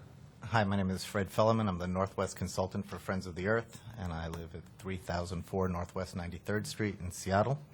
And it's very good to see the progress that's being made, and it's hoping that we can get a little tour of that T91 facility. It looks like it's inhabitable, maybe with a hard hat or something, but it would be great to get a look inside. I would love to know what percentage of the dredging is done. I mean, are we, if that's one of the liabilities, I mean, how much further do we have to go? And with the fish window, are we looking like that's on schedule? Would be one of the things that I think would be important to know, and was a little surprised it wasn't initially part of the presentation, but it sounds like it's progressing nicely, and I'm happy to hear that. I was just concerned that there's two things that are still outstanding with regards to sort of the operational issues associated with 91 that are not completed yet. And I would only ask, and I've been speaking with some elected officials and tribal leaders that are similarly concerned of interest, that before we do long-term agreements with this terminal, that we have the cruise ship MOU updated, and that we have the evaluation of what we're doing with regards to sludges concluded. And then once we know what we're talking about, then we can talk about long-term agreements with the cruise lines. And I personally don't understand why we're spending $1 million of, whether it's revenue bonds or not, it's money that continues to cost the port's maritime division its inability to be profitable. And that if we're going to choose to spend that kind of money, I would appreciate it if we could just make sure that we know that we have a current MOU and that we have an understanding about what the agreed upon operations at the terminal are before we go into a 10-year agreement. But otherwise, I'm happy to see that the dredging is not causing any grief, and I'm happy to see progress is occurring. Thank you, Mr. Fellman. And Tyson, would you have information in terms of at what stage are we at in the dredging process? What percentage has been done? Yeah, I mean, due to the timing of the commission memo, and so that's why the picture wasn't included for the dredging. But they just started in December 1st, which is last week, for open water dredging, and so far, things are going along. I haven't heard any challenge at this point. Well, thank you. I want to commend you, too, and the project team for really working hard to keep this project on track and on budget. And even though this facility, this cruise terminal, is relatively bare bones, as they tend to be in the industry, I think that we in Seattle by far have the best view from our cruise terminal. So I think that's a real competitive advantage for us. Mr. President. Commissioner Davis? Since you mentioned it, just a footnote, nothing to be decided now, but the Art Oversight Committee is looking at this building, and unfortunately, when we passed the money through originally and they let the contracts, we did not include an art element. And some good ideas have come forward, some pretty exciting ones, actually, and probably appropriate to the building. And we're moving forward looking at things, but the stumbling block is we really haven't put in a percentage for art, and it just, you can tell by looking at sort of the bare bones look of it, it just is ripe for some wonderful welcoming things that may have to do with Alaska and kinds of art there. So just to give you a little warning that we're looking, but we're going to have to come back here. If you have suggestions, let me know. I'll pass it on to the committee. But also the funding is a little bit problematical here for next year. Well, definitely. Thank you, Commissioner Davis, and that's a wonderful idea if we can find the funding. And please keep us apprised on that. We need our contingency back. So, Thank you. Do we have a quick item, or should we go to a quick break before, so we can get a quick break in before the 3:30? Up to you, Mr. President. Let me just add, though, that on Terminal 30, that I just received a phone call the other day from Mr. Zhang Bing, who is the president of China Shipping, and expressing his excitement about the prospects of opening the new terminal, Terminal 30, and actually wanted to do some joint marketing with us and with SSA. And of course, I told them that we're anxious to do that. So they're starting to ramp up a little bit, and so it's kind of exciting. Great. Can we do 7A real quick? Sure, why don't we do 7A and then go to a quick break before the viaduct briefing? Okay, 7A is is an authorization for additional $350,000 to increase the current budget for existing expense projects for the continuation of contingency plan on the cranes at Terminal 46. Michael Burke and Ann Porter. Thank you, Mr. Yoshitani, Commissioners. As you know, we've been dealing for some time with the gearbox failures and gearbox problems on the ZPMC cranes at Terminal 46. Last year, you approved funding to help us deal with both the immediate need to get the cranes operational and keep them operational, as well as to determine the cause and a long-term solution to this problem. At this point, I can report that in terms of the short-term, keeping the cranes working and an interim solution, we've had a lot of success in the last year in being able to expedite the swapping out of gearboxes when they fail. We have now 2 and really even almost a third gearbox available to rapidly swap them out when and if the next failure occurs, and it's probably more when than if. On the other hand, in terms of the long-term solution, we've had less progress in that area. We're still really sorting out among a number of different possibilities. Several of the studies that were done last year were inconclusive. We're currently working with a consultant to review the past studies and see if can uncover what we think is the most probable cause and proceed ahead with trying to get the gearboxes redesigned and reinstalled in a way that they last in what should have been their long-term use, and hopefully recover the costs we've incurred over this problem. And to get a little more detail into this, I'm going to pass it over to Ann Porter now.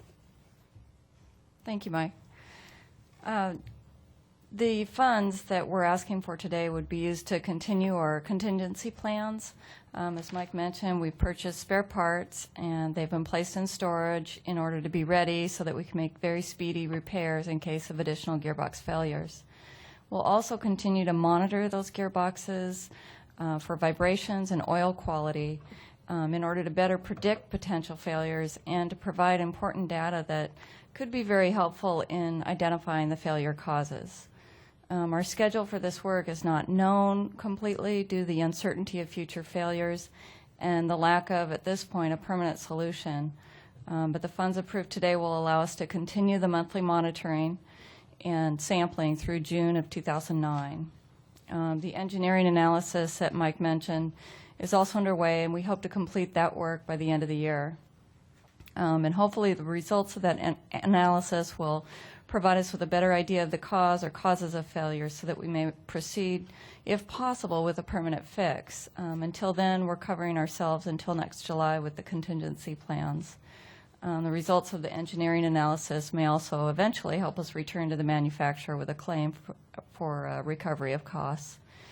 It's very encouraging to note that the same manufacturer has recently reimbursed us completely for all of our costs related to another series of failures on the same cranes that we took measures that we had to at the time to repair, and we have completely recovered our costs.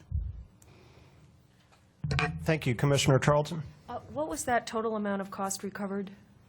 The total amount for the port is approximately $133,000. That's right. I remember when that came up. The tenant's portion was about $50,000 for having to float the crane during operations when it was down. Very good. Thank you. Commissioner Davis? I guess I'm misunderstanding that we repaired it, and the same company from whom we bought it reimbursed us for the cost of repairs of their flawed pieces or what? Gearbox, or is this another company that reimbursed us for having repaired it? Yes, I'm sorry, I didn't give you all those details. This is ZPMC, so it's the manufacturer of the cranes, and the problems that they reimbursed us for were quite different than the gearboxes. It was a fracture of a trolley rail, completely broke, and so we had to get another crane up on top of the crane to weld it back together and put in the repair materials. Then there were some additional cracking of welds that we repaired, and that was the extent of those repairs. Are there other instances of gearboxes failing from this company that they were purchased? I know it's not the crane company. It's a Dutch or a German company. Flinders, Are they have they failed elsewhere? Do you know? We've not been able to find a specific case where these gearboxes have failed like they have failed with us. We at one time thought that there were some issues with the bearings at other places, the Siemens bearings that we have on here, but the latest work or the latest information we got is that that's not the case. And the bearings, when Siemens tested them that we sent back from the fourth gearbox failure that we were dealing with, those bearings those tests did not show any particular irregularity in those bearings, which was somewhat disappointing as we were hoping that would help us to determine the solution. This just keeps coming back like a bad penny. I can't figure out why it's so ephemeral. Like we can't pinpoint anything. We just have to keep repairing. Well, I think the frustration is shared throughout the room here in this. What we really think we need to do here, and sooner than later, is to pull together the information we have and to go to ZPMC with it and say, you know, based on what we have, all the studies and all that we got, and this is partly what this current engineering analysis is that, you know, here's where we think the likely causes are, if not a specific cause. And really based on, you know, the fact that we believe, at least I'd say right now, that the most likely cause is either a design deficiency or some kind of manufacturing defect. Either case, it would be ZPMC's responsibility in our view. And so we'd go back to them and say, we need you guys to step forward and to make us whole in this area. Now, it's an international company. There's a lot of issues about the crane operation, and a claim against them. And so how successful we'll be in that is something I'll leave to the legal side to be talking to us about as we get more involved. But it'll be difficult to be fully successful in that. Thank you. That was a great answer. One of my few. Sort of leaves me right where I am. Very enthusiastic, Commissioner Davis. Commissioner Hara. Mike, I know this problem's been going on well over a year, and I guess the other element is, you know, one, you had the rental of the cranes, since I believe we rent to the terminal operator, which is Hanjin, and also how it impacts their operation and whether or not there are any penalties by virtue of the cranes not working. So, you know, is there additional costs that are being incurred by the cranes not being properly operating? The cranes are operating an hourly lease rate to Total Terminals Incorporated, who is a subsidiary, around 60% owned by Hanjin. Total TTI is their West Coast terminal operator. Right. And we've reimbursed TTI for their costs related to previous problems with these cranes when they were, you know, first occurred, as well as Ann pointed out, we've gotten some additional refunding from TTI or from ZPMC over the costs they had with the weld repair.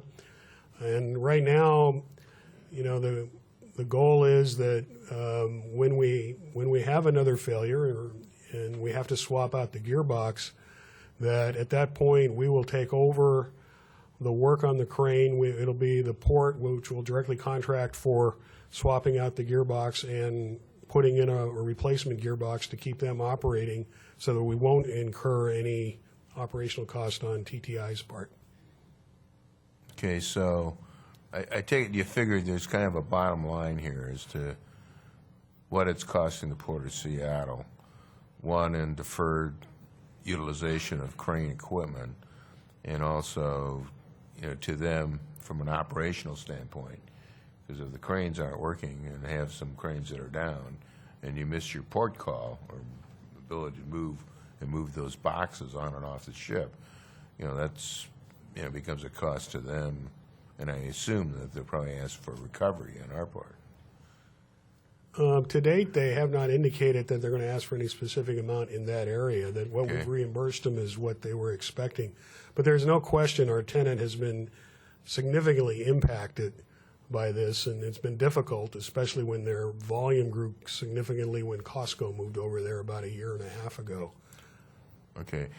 Well, recognizing that we may have a potential cost, I guess the other side comes back to our legal position to go back to ZPMC or to Flunders, I guess is the gearbox maker, correct? And we talked about this before, and apparently, no action has been taken at this point against either the maker of the crane or the gearbox manufacturer. Right. We have not taken any specific action against them. We've been working under the premise that we wanted to get the cranes working, to work cooperatively, to both solve the interim problem, getting them working again, and the long-term problem, what is the exact cause, rather than get into an adversarial situation immediately with the manufacturer of, no, it's your fault, and then pointing back to us and saying, no, it's not, and meanwhile, nothing gets done. So, and I would say, and I think Ann and Charlie, I know, has had a close relationship with them, that ZPMC has been very cooperative in this issue to date in working with us and specifically reimbursing us on other issues. Yeah. Mr. President, Commissioner this Davis. is a lease commitment. We have to do it, and I'd like to move approval of this. I'm just frustrated with this, like the KJR radio station for 15 years kept coming back at us. So I hope you can figure this out one of these days. And you've done a good job in terms of relationships with Hanjin, so thank you. Thank you. Thank you. Commissioner Davis has put forward a motion for approval of Marine Item 7A. All in favor, please signify by saying aye. Aye. Thank you. The motion passes unanimously. Thank you. Thank you, Mike. Ann. And if we could, I'd like to call for a 5-minute recess, and then we'll come back at 3:35 to hear the viaduct briefing. Good afternoon. This is Seattle Port Commission President John Creighton reconvening the special meeting of the Port of Seattle Commission for December 9th, 2008. The time is now 3:40 p.m. We're slated to hear the viaduct briefing agenda item, but we also have 2 gentlemen signed up for public comment under new business. And since the viaduct briefing will probably take about an hour or so, I'd like to give these gentlemen the opportunity to make public comment on a new business item, Pier 66 ship. If I could ask first Mr. Jeff Arnault to come forward. Mr. Arnault, welcome, and if you could state your name, city of residence, and organization for the record, please, sir. Thank you. Jeff Arnault, Chief Operating Officer of Anthony's Restaurants, and I reside in Snohomish, Washington. Thank you for hearing me today. Speaking for Anthony's Restaurants, we've enjoyed a very good and prosperous relationship with the Port of Seattle for more than 20 years. I'm here today because I don't feel that our relationship at Pier 66 is being respected with the moorage of the Matson ship that is impeding our view of our restaurant for our guests. We're coming into our busy holiday season, and our business is being affected significantly. I've been involved with Pier 66 since before it was constructed, and I know that public access was a large consideration in the fountain that was built. And I'm going to ask you today to go out there and walk in front of the restaurant and see if you think that the public access is enhanced with that ship out in front. I don't think we're the only business that feels this way. And, the business marketplace is challenging today. And we've been put at a distinct disadvantage. We are having people walk out of our restaurant because of this. This is a flagship restaurant for us, and it's a big deal for us. So I thank you for hearing me today, and the next speaker is going to offer some more details, and thank you for your consideration. Thank you, Mr. Arnaud. Next, we have Mr. David Hiralos. Heralds.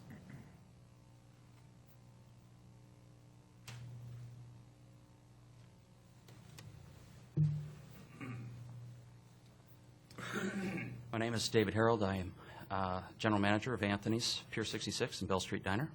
I've been there for the 12 years since we started our partnership. Thank you for the opportunity to voice what may consider to be a small issue in contrast to your current agenda, but in one small aspect is really quite a large impact, both financially and emotionally. I'm here to represent the 125 people that I employ currently that are being significantly impacted, both financially as well as emotionally, as well as the visitors to Seattle's waterfront that I represent, us as partners, and our dining guests who have overwhelmingly, as a majority, shared their true disappointment in the view from a view restaurant that they have selected to spend their dollars. Where will they choose to dine the next time they should consider a view location is where I am compromised. I submit to you that there's no direct correlation between cause and effect in time and space. And while last year this very same vessel was placed in this corridor at this very same time, I believe that we are paying for that impact already this year. Where I brought this very issue to the port's attention last year, I demonstrate that this is, in fact, a reason for the decline in our sales. We cannot specifically tell what that total financial impact is because there is no direct correlation between that cause and effect in time and space. I therefore am asking for you to please have the container ship moved and discontinue the practice of long-term moorage that removes the view from a public view corridor and the views of businesses such as ours that are in that same view or public view corridor.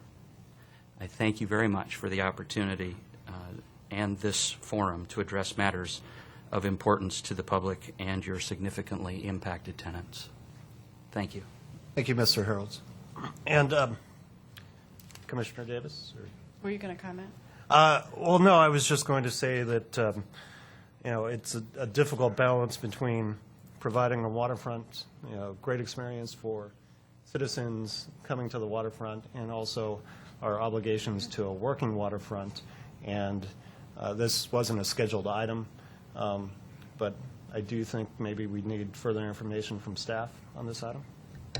Now, Mr. President, I think we received a memo on the staff having looked for other locations, and it didn't seem feasible or possible. The dilemma is what we talked about this morning, serving our customers' needs, from whom we make revenue, and making money from other sources, which is, in this case, the front of the pier, vis-a-vis the customers behind. And it's not just Anthony's, it's also the World Trade Club and Marriott, and we've had complaints from all of them.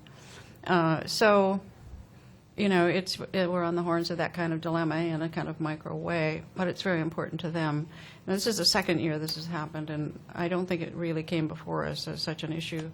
But I think we might want to explore, parking a vessel like that somewhere else next time, if possible, if there's other room elsewhere, which we did look at, and I think that memo came to us. Even if you put Christmas lights on it, it doesn't look like Christmas, and it doesn't look like what someone would come to the restaurant to see. But we make money on the dockage, or the moorage. Commissioner Charlton. Thank you. I have walked on the waterfront, and you are absolutely right. The view is significantly altered, and I don't know what the options are in terms of a ship that size and what's going on at the grain exports terminal, whether we could, have something parked somewhere else. With all the construction going on north and south of you, it's really hard. But I wanted to point out this is exactly the issue that we're dealing with the viaduct replacement. Disruptions occur on land as well as on water corridors. And so we have to remember that as we're looking at impacts of any construction, whether it's on the water itself or on land, how are our businesses and how are our tenants and how is our community being affected? So for a new business item today, it's actually particularly appropriate, I think, because it gives a real sense of the impact on just one business. I mean, you have 125 people. And we had a previous speaker today talk about 300 businesses, the Marine Business Coalition, along the waterfront. So we have some really serious balancing acts here, and thanks for bringing it to our attention. Were you going to add something to the? Well, I know that this. Well, first of all, I want to say that we're very sympathetic. I understand the issue, and our dilemma obviously is that we're sort of caught between two very important customers. Well, actually, a number of your group and also CTA, which is which has the lease over the facility, and they obviously have a need to try to generate as much revenue as possible. But so, I think what I wanted to do is to offer, if you want, Charlie can give you sort of the background on what the options are, what we've looked at. We have not sat on our hands. We have aggressively looked at other options. But I don't think all of the commissioners have been briefed on that. We can do that afterwards. We can do that now. It's up We to do you. have our guests, the Viaduct briefing team here. So it's scheduled for 3:30, so I think we should get on to that. Let but me I offer think that we'll have Charlie brief you all individually. Okay. Thank you. But the briefing will be about what we know now, what the options are now. And I'd like something else about what we might think about for next year. If we could. Yeah. Good point. Okay. Thank you. Thank you very much. Okay, with that, we'll move on to the Alaska Way seawall replacement project briefing item. And we have our own Jerry Poor doing the briefing, but also some special guests, Mr. Ron Pananen with the Washington State Department of Transportation, Mr. Bob Powers with the Seattle Department of Transportation, and Mr. Ron Postema with the King County Department of Transportation. And thank you all for taking the time to come out here and brief us. And this has not been your first time, so we really appreciate all the hard work you've been doing and also keeping the commission apprised. Thank you. Thank you, Commissioner, and thank you, Mr. Yoshitani. By way of an overview of today's briefing, we'd like to start with some review of the port policy input to date, and then hear the tri-agency presentation and hear questions and concerns from you, the commissioners.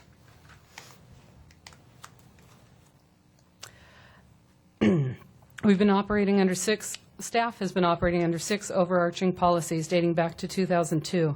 In the current era, these were captured in a letter from Mr. Yoshitani to the governor, mayor, and county executive in April of 2007.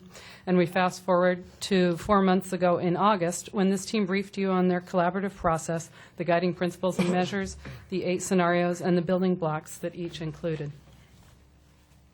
What's happening now? This slide summarizes the port's current involvement both in the collaborative process to decide the central waterfront solution by year-end 2008 and in the moving forward process, the 6 early action projects currently underway that tie to any central waterfront alternative. And just to bring you up to date, as of last night, there was a stakeholders meeting as part of the collaborative process where each of the stakeholders weighed in on their perspectives of what building blocks and scenarios should move forward. There was a broad array of opinions advocating for certain scenarios or building blocks, and Taylor Washburn, representing the Chamber of Commerce, proposed one new hybrid, which you may have read about in this morning's paper. It's called the surface-subsurface hybrid, and it proposes taking the best components of the Alaskan and Western couplet, known as Scenario C, and combining with a lidded trench, either a lidded trench, which is Scenario H, or a bored tunnel, which is Scenario F. And this appears to open up both the waterfront and provide bypass capacity.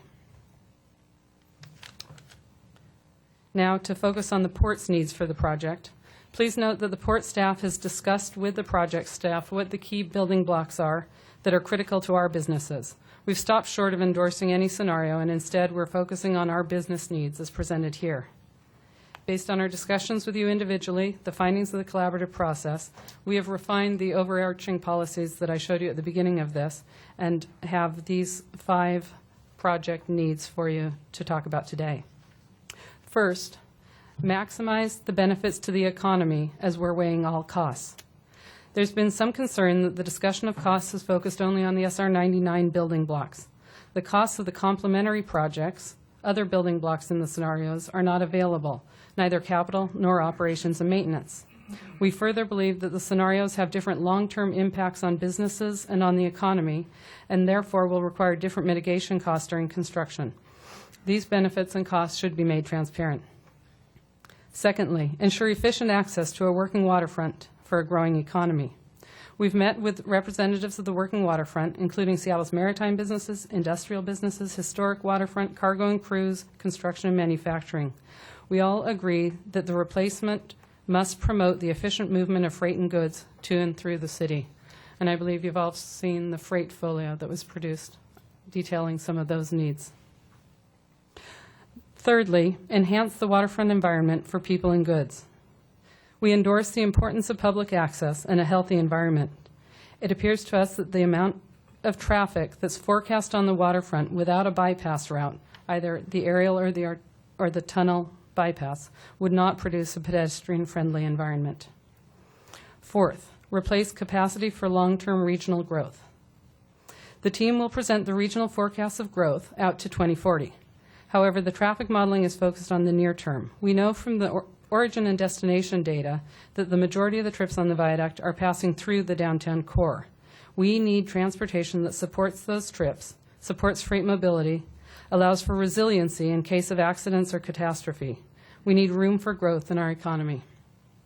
Finally, whether the seawall is a component of the solution or a separate solution, it plays a critical role in supporting Surface Alaskan Way and the myriad of utility systems. So where are we going from here? We're reaching the close of the collaborative process. We expect to hear this Thursday which scenarios will advance, and we believe that there will be a recommendation to the legislature by year end. And I'll turn it over to the project team now. Thanks, Jerry. Again, I'm Ron Ponanen, and I'll start this off and then turn it over to Bob and Ron as we get into the presentation. We were here in August, at which time we kind of briefed you on the Moving Forward program and how the pre-agency process was working with our stakeholder group. Since then, we've been sharing a number of the evaluation results with the stakeholders, and that's what we're going to talk about in detail today. We also, and Jerry mentioned this, we've been working closely with her and Christine Wolf on some of the analysis as it's been coming out and the various details.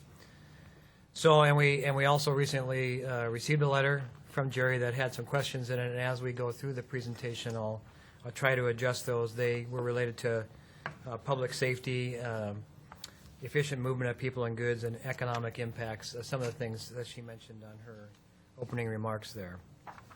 And we'll do the best that we can to answer questions as we go through this. It's been a pretty hectic couple of months on the program. It took us a while to kind of get the scenarios, the 8 scenarios lined up and our analysis going, and now the data is coming in fast and furious. And we still have a deadline that was given to us by our 3 executives that by December 31st, we want to have an idea of what our preferred replacement scenario is. So just a reminder that we are currently looking at 8 replacement scenarios. They are, for lack of better terms, lettered A through H. You see them on the slide there. The first 3, A, B, and C, are the surface scenarios. As you go down the list, you get into more intense capital investments in the corridor. So the scenario A was minimal capital improvements, focused on trying to manage demand with some transit improvements, but not much else. B is a 4-lane surface boulevard with more investments in transit and improvements to city streets and I-5. C is a couplet on the surface. So Alaskan Way becomes one-way southbound, Western Avenue, one-way northbound. So a little more capacity on the surface street, coupled with some of the other improvements I mentioned. D and E are the two elevated options, both basically four-lane elevated replacements on the central waterfront. F is probably the most unique, that stands alone. It's a bored tunnel that really bypasses downtown, starts at the south end, down by Railbrome, and on the north emerges north of Battery Street Tunnel. Scenarios G and H are on the waterfront. One is, they're both essentially cut and cover construction on the waterfront. One is labeled a lidded trench because it doesn't require ventilation like a full tunnel would. It has periodic openings in the lid. And it's a little shorter than the old cut and cover, so it tries to accomplish some of the goals of the old cut and cover with maybe not all of the capital investments. So those are the 8. This Thursday, at our stakeholder meeting, we will be working with our stakeholders and rolling out what we think are the most promising 2 or 3 scenarios that we should carry further as we narrow this down getting into the end of the month.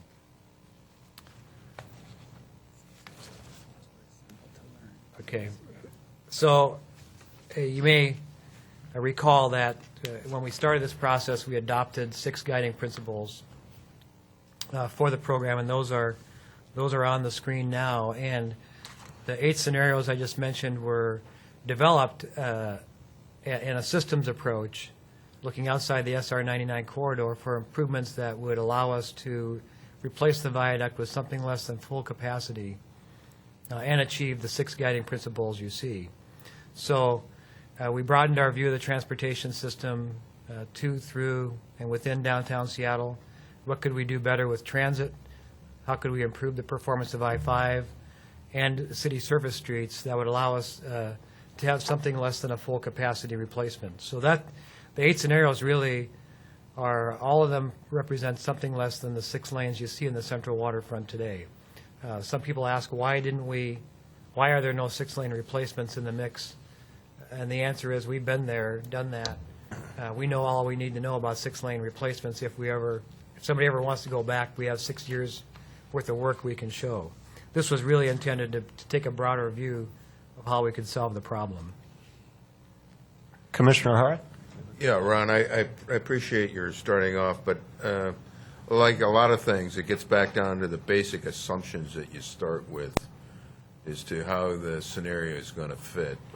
And I thought that you were looking forward to 2040, and you were taking the data from at least the PSRC and looking at kind of the number of traffic counts that are planning to be in the region. Is that a correct assumption, or am I off base on that? For this look, we are using the PSRC land use and transportation. Okay, so we're talking modeling about information. 1.7 million more people are going to be in the region, correct? In the 2030 or 2040 timeframe. Right. Yes. And also in terms of their estimate of people moving through to the new jobs, or they're going to be relocated, right, which is not necessarily going to be in downtown core Seattle, in terms of looking at the movement. And I guess I was trying to understand, in looking at this as a thoroughfare, how many moves do you plan to make with the increased population, if that's the base that you're starting from?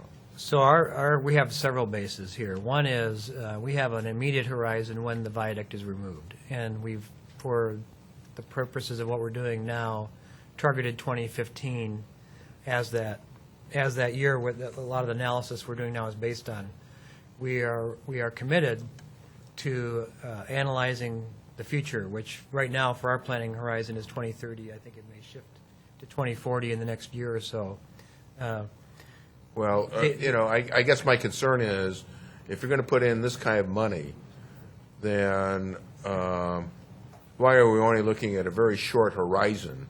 It may seem... And I mean, the Alaska Way's been over here for over 50 years, And in terms of meeting anticipated capacity, I would think that you would want to look at something that stretches us out a little bit, at least as a minimum 25, and maybe even out to 50, in terms of meeting transportation projected needs.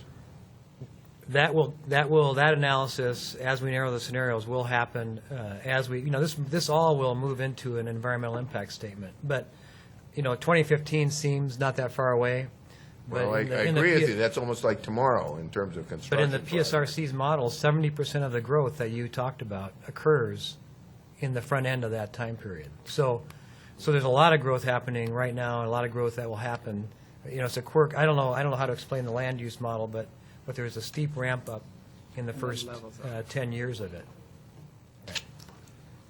Well, yeah, go ahead. And Commissioner, and to add to what Mr. Ponan was saying, as we develop the hybrids and the local preferred comes out of the decision process, it will address kind of a sensitivity look.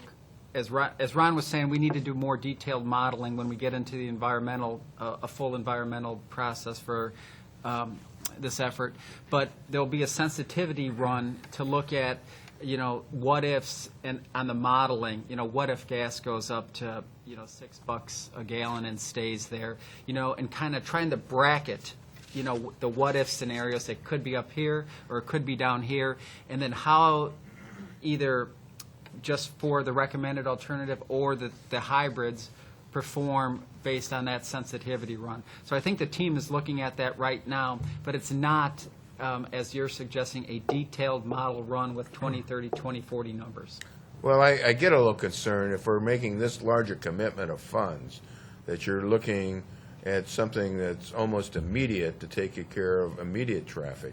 I mean, we're no better off than relieving congestion that is currently there as compared to what congestion will be there in the short term, relatively short term in terms of a life of a major roadway or a major network. So I just want to get it on the table to at least to express that. And the other thing that you see, just like if you use Vancouver, BC as a model, you're quickly finding that most of the new jobs are outside of Vancouver itself and are out in the suburbs. And I see that trend happening here in the greater Puget Sound area. So that means you're going to have more throughput to where the new jobs are going to locate. So, I just look at the necessity of building and constructing a road network that takes care of the throughput traffic than simply something that takes in a relatively small area in terms of where the cars move or people move or buses move. Well, I think those are all good points and concerns we've heard from a number of stakeholders. I think as you see the analysis that we've done, we did, the area we look at is quite large, and we look at a lot of trips that happen on a daily basis, almost 1.7 million today, growing to 2 million in 2015. So we're keenly aware of the impact of this project on the economy and how our decisions affect the future of the area. Okay, well, I was just trying to get a platform as to what your assumptions are, because without your basic assumptions, then it's very difficult to analyze anything in terms of whether or not, your work is reasonable, not reasonable, or whatever. And so I'd like to give you guys a fair chance Okay. of justifying your position. Well, our assumptions are based on the... Oh, that's Commissioner fine. Hara, I do note that some of the assumptions are very clearly stated in the subsequent slides, if we want to. All right, that's fine. A back pocket. In the back Okay, let's keep going. So again, the 6 guiding principles are here. I'm going to talk about a few of them. The first one, I won't spend a lot of time on, improve public safety.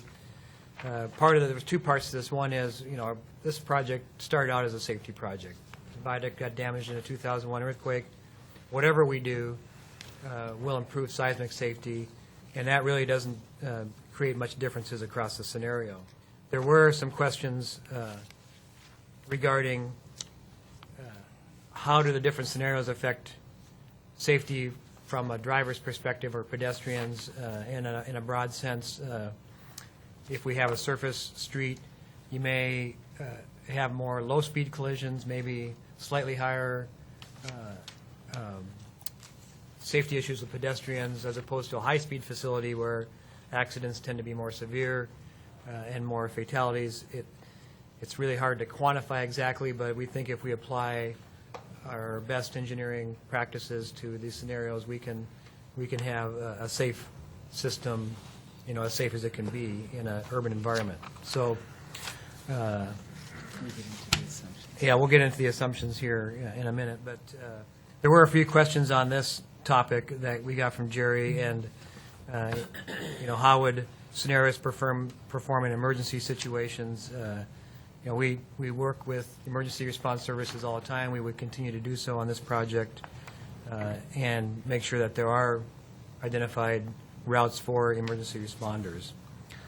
There was a question about would increasing congestion on I-5 increase the potential for incidents, and congestion can increase that, but we think with the implementation of active traffic management and some of the other I-5 improvements that we're contemplating, we would actually make I-5 a safer place and improve its reliability. So we've recognized that and tried to address it. There was a question about SR 99 provides an important redundant route for I-5 in case of emergencies. How would the surface options provide route redundancy? And I think that in some ways the surface options might provide more options, because in some of the scenarios we signalize intersections north of the Battery Street Tunnel. We spread traffic out instead of focusing it on one corridor. So I think you could make this argument work either way.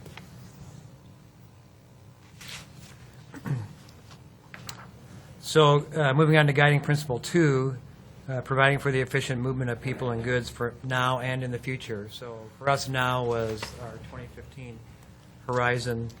In the future, of course, would be the planning we have to do in the next year for the long-term planning horizon. This slide shows some of the growth expected between now and 2040 in the region. At the November 13th stakeholder meeting, we presented the results of our travel model results based on this information from PSRC.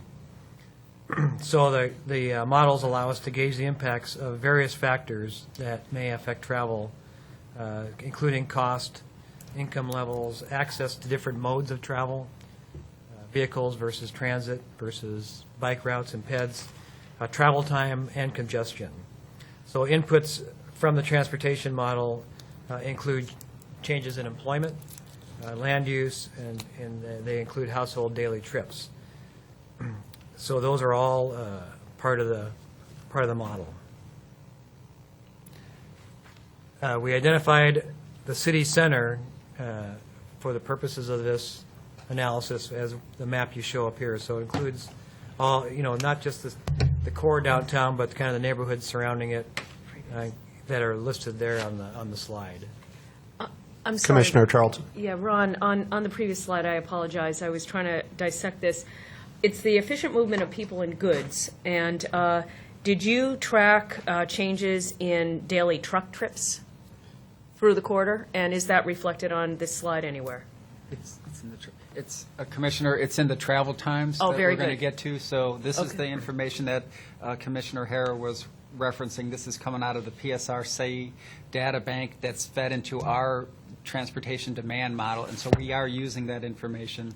We heard the 2015-24 or 2040 issue, but your travel time freight, we're going to get to that. Okay, I just want to make sure that efficient movement of people and goods means trucks, and Right. so we want to make sure that's covered. I hesitated because we have the travel times for freight. I don't know that we have the freight counts and where they will be. And I think we need those freight counts because they're substantial. And I think the folio that you put together, Jerry, shows the numbers of, have the number of truck trips?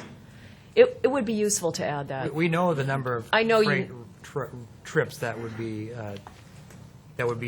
exist today and that will happen in the future, and we know the travel times associated with it. Okay, I just think it's somewhat misleading to only talk about daily person trips and not daily truck trips if you're moving people and goods, and that's the guiding principle you're addressing.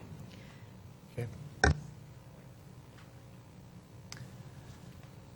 In our traffic analysis, you'll see something referred to as the 2015 baseline, and it's important to recognize what that is. For the purposes of comparing the scenarios, We compared them against a 2015 baseline in which we assumed the viaduct was removed, a 4-lane surface street was put in its place, and almost no other transportation improvements were made except those that are already planned and funded. So it's a worst-case scenario, but one we felt was necessary to include because of our mandate from the governor that we're going to start taking this thing down in 2012, and we don't expect to have it in use by 2015. Commissioner Davis? So the baseline 2015 assumption is that it will be a surface street option. It's a 4-lane surface street on Alaskan Way. And you can see from the last bullet that we'd experienced growth in daily person trips to, through, and in downtown Seattle from 1.7 million trips a day to 2 million or a little more in the future in 2015. And person trips can be by single occupancy vehicle, by bus, by carpool? All modes.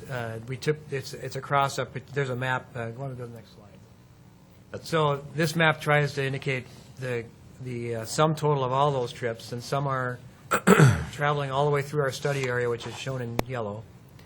Some are traveling to the downtown area, which was the earlier map, orange on this map, the orange area of downtown Seattle.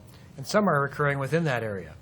So those are the 3 distinct types of trips that are made by all modes across a particular, what we call screen line, I think it was Seneca. Right. And includes pedestrians, bikes, all modes, transit, freight, vehicles. So that was that was the basis of our analysis. So when we ran the traffic model with all those trips in place, we found that all the trips, the 2 million trips we expect to see on a daily basis in 2015, were all made through all 8 scenarios and the 2015 base. They just happened a little differently across the board depending on where the investments were made. So we found that total trips to, from, within the city didn't change. The scenarios with a bypass, so everything except A, B, and C, provided additional route for trips through the city center, which resulted in about 8% more through trips than compared with the surface scenarios. So not a big surprise. You'd expect that if there's more through capacity, it would get utilized, and the model shows that. I would say the model also shows that if we provide additional transit service in some of the scenarios, that got used as well. And so, the trips all got made in the future. It was just how you made the investments for that would happen.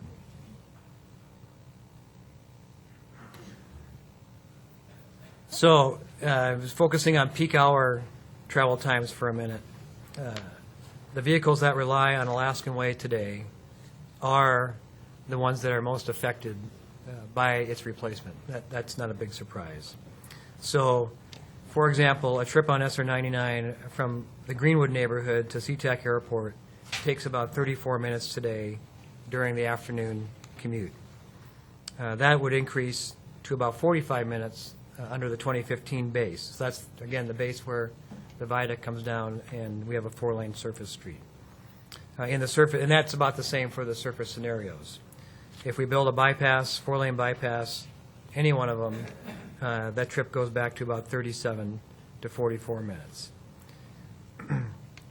And there's about 1,000 to 4,000 afternoon peak trips that use SR 99 in the afternoon peak in the 2015 scenario. So if improvements are proposed to I-5 are able to handle some of the growth with peak travel times only slightly longer than today. So across the scenarios, if we had low investments on 99, we made more improvements to I-5. We found that travel times on I-5 did not change significantly across the scenarios. So the other improvements in the system were able to pick up the slack. It's a technical word. So for transit, we put a lot of focus on transit as we developed the scenarios. And for some trips, transit became just as fast as auto trips.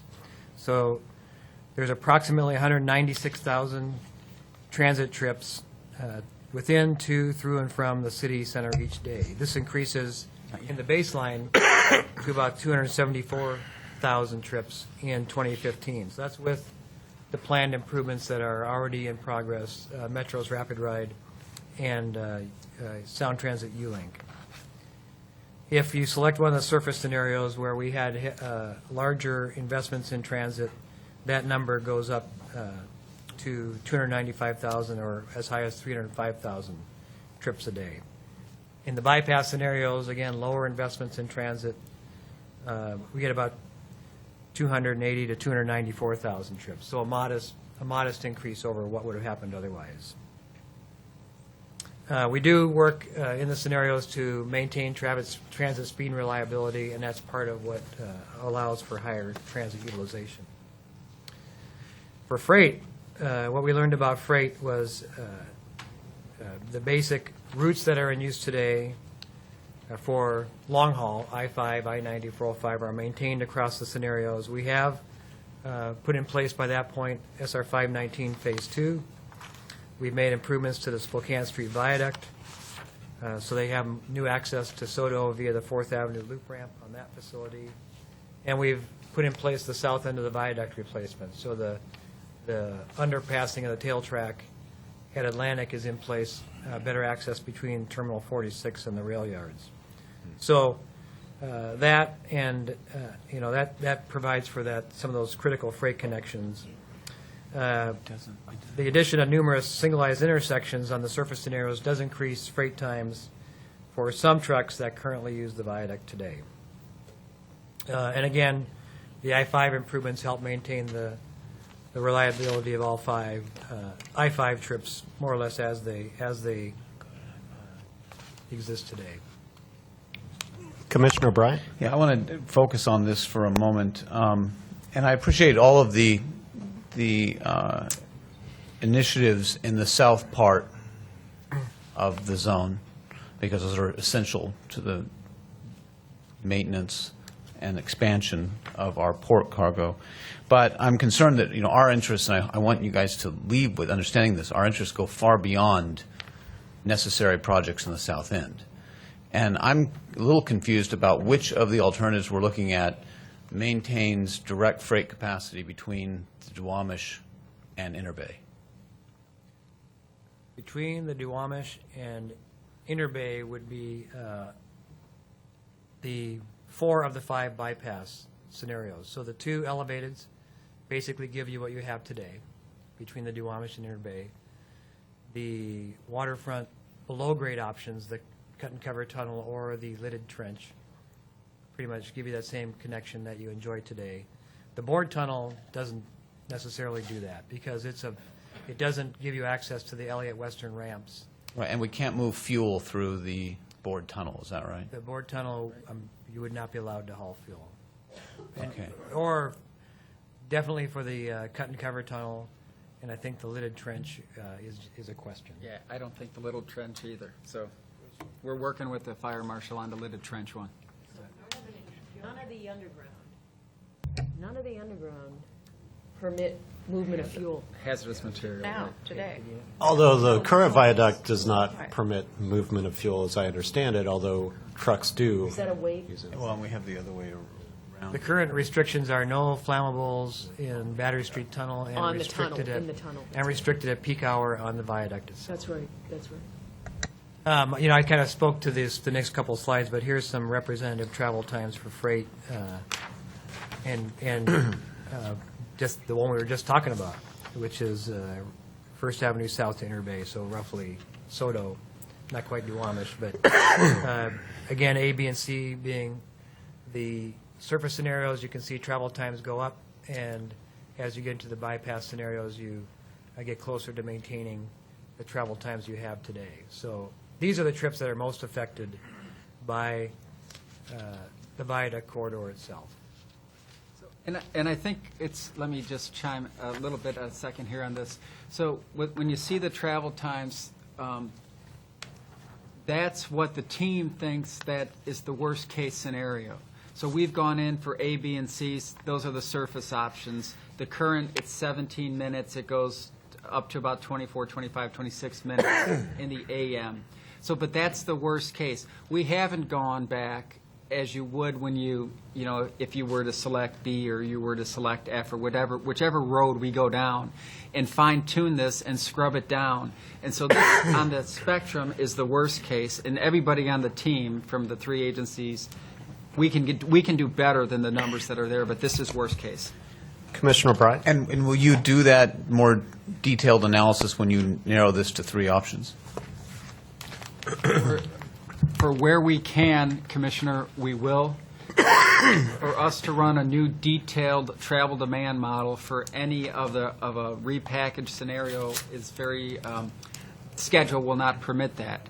But what we do have is we have some very smart people who have already looked at and are starting to put together some of these hybrids.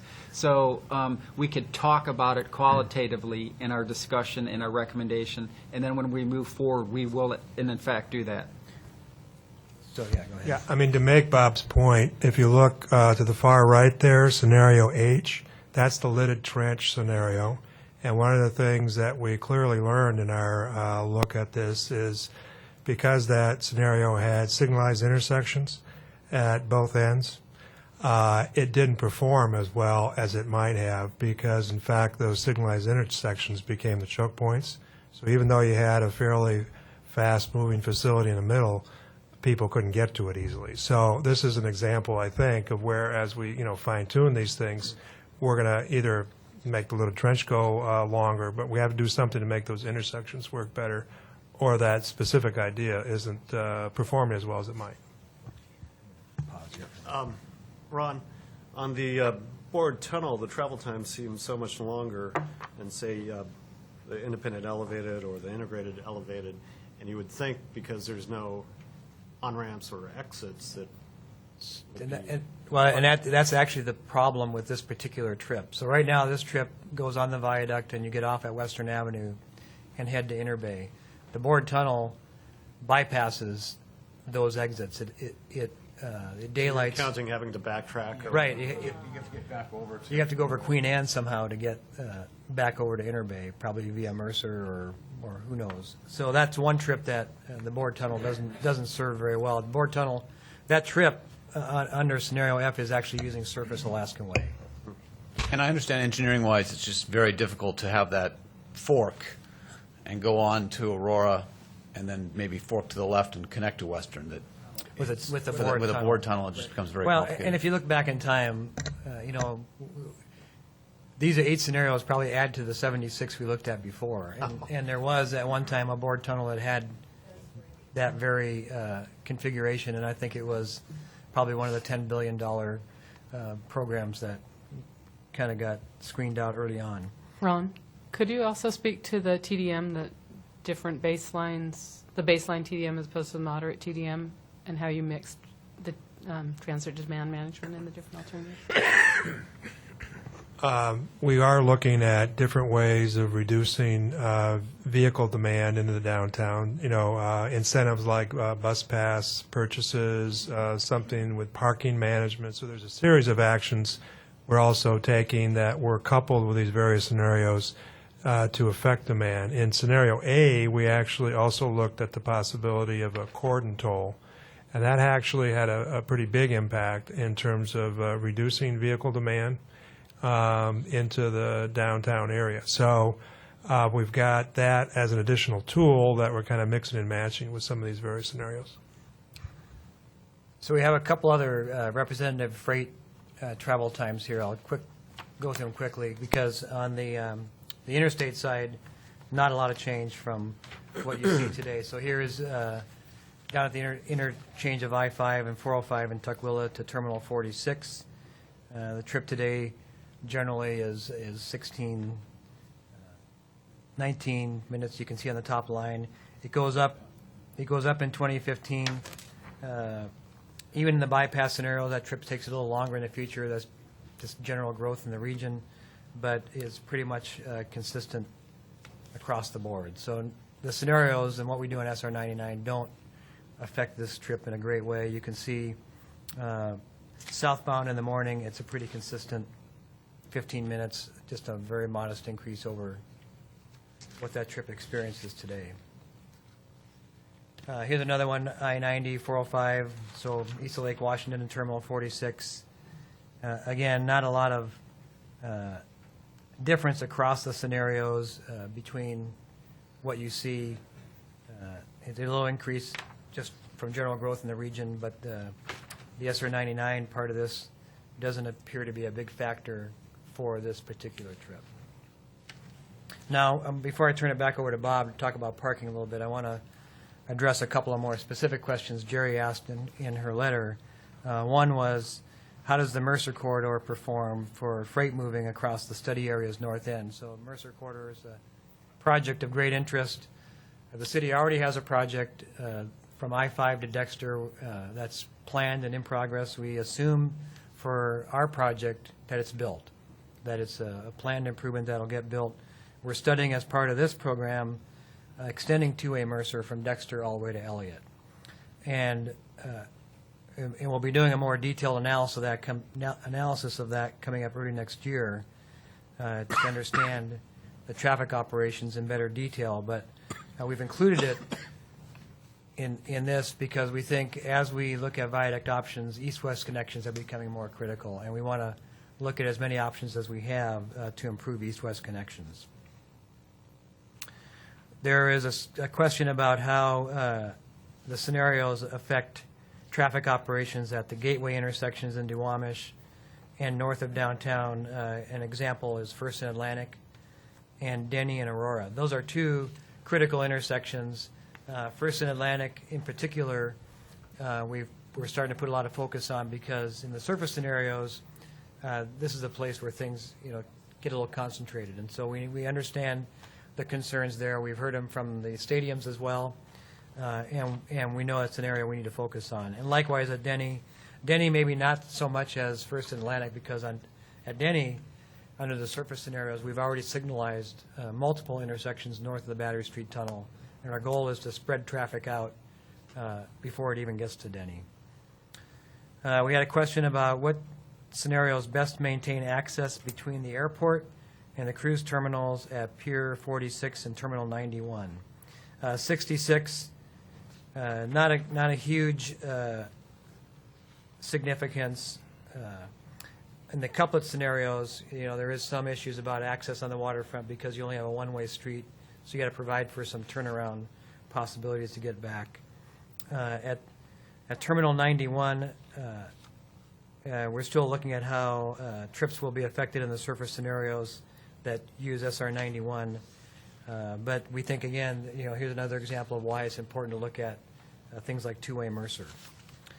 There was a question raised about how the Broad Street detour would be used during tear down and rebuild, whatever we build out there. And actually, this is work to come. We have to decide, narrow these scenarios down, do some more detailed work on how we would construct the replacement, and that will inform how we use the Broad Street detour. Can I add? Yeah. Just on the Broad Street detour, so when he said on how to construct it, so we're looking at two different approaches to construction. When Jerry briefed the Port's waterfront team a few days ago, there's a construction efficient approach to building these scenarios, and there's a traffic efficient approach. And depending on what approach you take, the Broad Street detour may or may not be in. So it's very dependent on the approach that you take for the scenario, and we know it's of very important to the Port on that Broad Street detour. Commissioner Charlton. For the benefit of the public, Bob, maybe you could describe the difference between construction efficient versus traffic efficient. Absolutely, I could. I might put back to you that Mr. Ponanen or Mr. Postma is going to go through a detailed construction briefing and impacts and time and duration, short-term, long-term. So I could do it, or we could wait for that. Bob, if I could follow up on Commissioner Charlton's question, but you can defer this till. Yes. In terms of construction efficient, my understanding means that that term means efficient in terms of time. Yes. And, Most efficient. Right. It's a reasonable approach. and in terms of disruption, I guess we have the economic disruption projection data that just came out. Right. So that's a different It would be different, subject but matter. construction efficient, the severity of the construction would go up. It's like ripping a Band-Aid off during a disruption. Sorry, excuse me, Commissioner, you're exactly right. Sorry, thinking ahead. So, right, so it's like ripping a Band-Aid off. So shorter duration, a little bit more pain, get it done quicker, maybe less expensive. The other approach would be maintain as much capacity in the corridors you can, probably less impact to the businesses, more manageable, longer duration, and probably more expensive as, time value of money. Okay. And I do have a number of questions on the economic disruption data, but I'll wait till you get to that I'm going to do my best to answer those as best I can. Commissioner Hara? Do you have- Maybe just for explanatory purposes for me and maybe some of the others. What you describe as the 215 base is what? What type of structure is that? The 2015 base Right. assumes the viaduct is removed, so there's no more Alaskan Way viaduct. There's a 4-lane surface street on Alaskan Way with a connection back up to the Battery Street Tunnel. So we are still utilizing the Battery Street Tunnel for access to the waterfront. But on the central waterfront, it's a surface street that connects to our new south end, which has the overpass at Atlantic. Okay, so so this may be kind of a stupid question. If I'm saying if you replace Battery Street, the existing viaduct, either retrofit or whatever you're thinking about, maintain the current number of lanes that are there, what option is that? In the Battery Street Tunnel? Well, the way it's currently configured. You did nothing but kind of retrofit the facility, and if you look at your throughputs, the current throughputs, what options between A, B, C, D, all the way through H is a comparable? The only thing that closed, so we did 6 lanes before. That work ended 2 years ago. But the thing that's closest is probably D. And D only has 2 lanes in each direction on the elevated structure. They are 12-foot lanes, which are wider than exist today. We do have shoulders, so that would be, from a traffic perspective, that's more efficient than the narrow structure. But Well, I guess I'm trying to understand, if you have current throughput under the existing structure, which currently is the fastest, and then, it would appear to me that someplace on the line here, you would add something that's comparable, what is currently exists or something very similar to that, and if you had to replace it, okay, what would that be? And looking at the options, I don't know, maybe it's a dumb question to be asking, but in looking at the overall. all I can do is kind of repeat the point I tried to make earlier, which is 6-lane scenarios were looked at previously. And that's what led us to March of 2007, when the governor directed us to look at this problem a little differently. So that work's all been done, and we can describe it in detail. Really, what's gone on since then is try to approach this from a different perspective. But the closest thing to answer your question, the closest thing we have on the table right now is scenario D. But that's only a 4-lane, correct? Only a 4-lane, but remember, it has the south end interchange, so it takes a lot of that West Seattle traffic, and instead of dumping it at Seneca or getting on at Columbia, it gets off at King. So it actually almost is a capacity replacement. Okay. We do have a slide on parking, and I just want to cover this real quickly. We do have some decrease in on-street parking supply across the scenarios. The area most impacted is the central waterfront, and we know that. We know we will have to work on that as we move the project forward. There are some commercial load zone losses that are greatest in the surface scenarios during peak hours, because during peak hours we use some lanes that are now parking for more travel lanes. The numbers aren't big, but if it's in front of your business, it's a big deal. So scenario C, we lose about 42 commercial loading zones in the PM peak, 19 during the off-peak times, compared to an existing supply of about 645 commercial loading zones. Commissioner Charlton? And this just goes to Commissioner Creighton's earlier point. This parking disruption is actually an economic disruption. And so however we model, ultimately, the economic disruptions, the loss of parking and the loss of access for delivery vehicles or reduced capacity to handle delivery vehicles is a direct relationship to economic activity. So I don't know how that gets incorporated into the economic disruption models, but it probably needs to be. I think our goal, and it may not be achievable, but our goal is to identify those impacts and mitigate them as we implement the project. Okay. Is this simply along the waterfront on the surface option, or are you taking in consideration all the additional streets? We're talking about, Western, First Avenue, as you go all the way up through the grid, all the way up to the freeway and beyond, in terms of removing parking and also the other impacts. So we have, when we presented to the advisory committee, a very detailed spreadsheet by zone, just like you mentioned, Commissioner. Pioneer Square, Central Waterfront, the CBD, how many parking spaces are existing and how many are going to be lost. And we presented that to the SAC. What's up here is the total percentages lost. And we can make available to you that spreadsheet by geographic region on the losses. And I think, if I recall right, the two most impacted areas are the Central Waterfront. They lose about between 250 and 300 spots. And then I think Pioneer Square and up Western Avenue. Uptown was the Uptown, if you're doing the couplet. And we have them listed by scenario. So we could absolutely provide that information to you. Okay, that would be helpful. Yes, sir.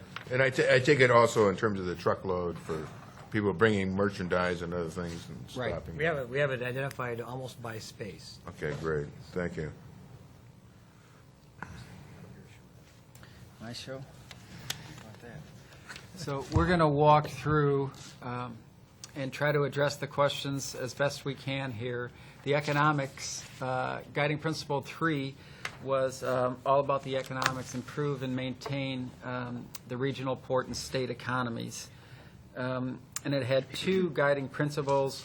One was a short-term, and the other was more of a long-term economic impact. So the slide above you or on your monitor there is about what we learned with the economic impacts. I think I'm going to take a minute or two and just walk you through how this thing went down, if you will. Indulge me just a second here. So we had Terry Moore, who is a principal with Echo Northwest, and he was our consultant that did the economic modeling. And he walked through a fairly detailed presentation to the SAC for a couple of hours. And we just released a 20-page summary document of a much bigger 500 or 600 page report that he's still finalizing the report. The report's in draft. But the 20-pager just got sent out to the SAC, the Stakeholder Advisory Committee, yesterday. So if that's not been made available to you, the Commissioner, that's online and we can get it to you. So what we're trying to hit here is the highlights of that report as we go forward. So the questions that he was charged to answer were, what are the overall effects on the regional economy? The types of economic impacts, is it on travel time? Is it on property value? The distribution of effects, and that gets back to the Commissioner Hara's point about the sub-area and the business sector. Is it, the marine sector, the fishing industry, the tourist industry? So the report goes through that. And then the last was the timing of the impacts, and that gets to the short term and the long term. So when you read through the report, it's kind of broken down on by time of impact, and that means there's two. When you do an economics report, it's by time of impact. One, you turn the switch on, and the scenario's in place. So it's up and running, it's operational, who's there, and how are they functioning. And so that has a lot to do with the travel demand model feeding into the economics model. And then the second type of impact is, well, how'd you get there? and that's the construction impact that Commissioner Creighton was referring to. Was it a quick construction? Who stayed in business? What were the impacts? What were the parking losses? So he fed that information into the economics model and came up with some results. Then it's by geography. It's by on the regional level. Then he went to the Seattle level, and then he went to the sub-area, the downtown, the central waterfront, the Duwamish, and Ballard. Not all quantitative. There are some qualitative results in his summary report and some quantitative. And then he even went down one step further by business type and by business sector. And I mentioned a few of those as well. So he has the economic models. He's got all the transportation model feeding into that. You know, what is the travel time impacts? The freight time goes from 22 to 25. I'm just making these numbers up. I'm just giving you a sense of it. It doesn't go from 22 to 25. So bad example. So whatever the travel time is, they feed into the economics piece. Then what he did is he went and got case studies. He went and did focus groups. I think the port was invited to a focus group. He did a business questionnaire and an online web survey on how it might impact businesses, and that got fed into the economic model. And then he looked at the results coming out of the economic model. So I think I wanted to just give as best I could, and I'm not, I don't have my PhD in economics, but I think that's basically, you know, the gist of how he and his economics model worked. Let's see. What we found on the regional level, that at the regional level, that all scenarios have a limited effect on the regional economy. So it doesn't matter which scenario that you build. You know, once it's up and running during operation and construction on the regional level, has very little impact. There are going to be some, but it doesn't impact the regional. That the waterfront businesses and the property owners along the waterfront are going to feel the most pain. And that gets back to short-term and long-term, and that was fed into his model as well. We gave him both approaches. Commissioner Davis? Did those businesses and property owners include our cruise ship terminal? Holland America. Others. No, I'm talking about Pier 66. We have vendors and suppliers, and we have 6 months of extremely busy activity now. And if the capacity is reduced overall, I don't see how this statement is correct, unless you didn't take into effect that business on the I think the waterfront. statement is correct, Commissioner, and I think, and Jerry, make a note if you will, we'll get back to the Commissioner. I'd like to answer that. I think it was taken into account because I remember his, the plan view of what areas were taken into account, and then he spread it out as he went further north and south, and Pier 66 was in that zone. So my answer is yes, Commissioner, and let me come back to you through Jerry with a more direct answer to that. Commissioner Bryant? And can you check on 91 as well? That goes to my earlier point about needing to move people and cargo from the Duwamish to Interbay. We got to be able to move people from Sea-Tac to Interbay 91 expeditiously. I will check that, and I do know at least 90% of that answer, that the people moving to 91, they're accounted for in the travel demand model coming from I-5 or from 9, and their travel time, their increase in travel time, that was fed into the economic model. So I know at that level it is incorporated into that, and I'll verify with Mr. Moore. Yeah, I would just add that in the what he called the operational stage, meaning the project's done and all the pieces are in place, the trips are made. Now, some take a little longer, but that is all accounted for in the model. What's more difficult to analyze at this point is what happens during construction. Right. So a few more bullet points that I've noted here to talk with the commissioners about. So land values increased along the waterfront from about 50 to about 250 million. That's the land value, the property values there, depending on the scenario chosen. So the increase in open space, depending on how much open space that you have there, would be help with development potential for that corridor. So they were related there. Commissioner Charlton. I just want to make sure I heard you correctly. Once this is completed, Yeah. whatever is there, you're projecting that land values along the corridor will go from 50 million to 250 million? Will increase by that amount. So we'll increase $200 million to, As a result of the improvements. as a result of these Any, improvements. what he's basically saying is anything is better than what's out there today. Even the elevated scenario D represents an improvement over the existing condition. Thanks. And the improvements, noise, open space, connectivity, all that is incorporated into his economics model. Are you and your model going to recapture the increased value back to help pay for this project? Are you going to give them a free rider effect or not? I apologize for interrupting. I didn't follow the last part, sir. Well, whether or not you're going to give, because of a public investment, you're going to give a free rider effect to the adjacent landowners. That's a funding question, but, once before, when the project had a huge benefit, there was discussion of, is that a part of the funding mechanism? And I think it's a little early to have that discussion.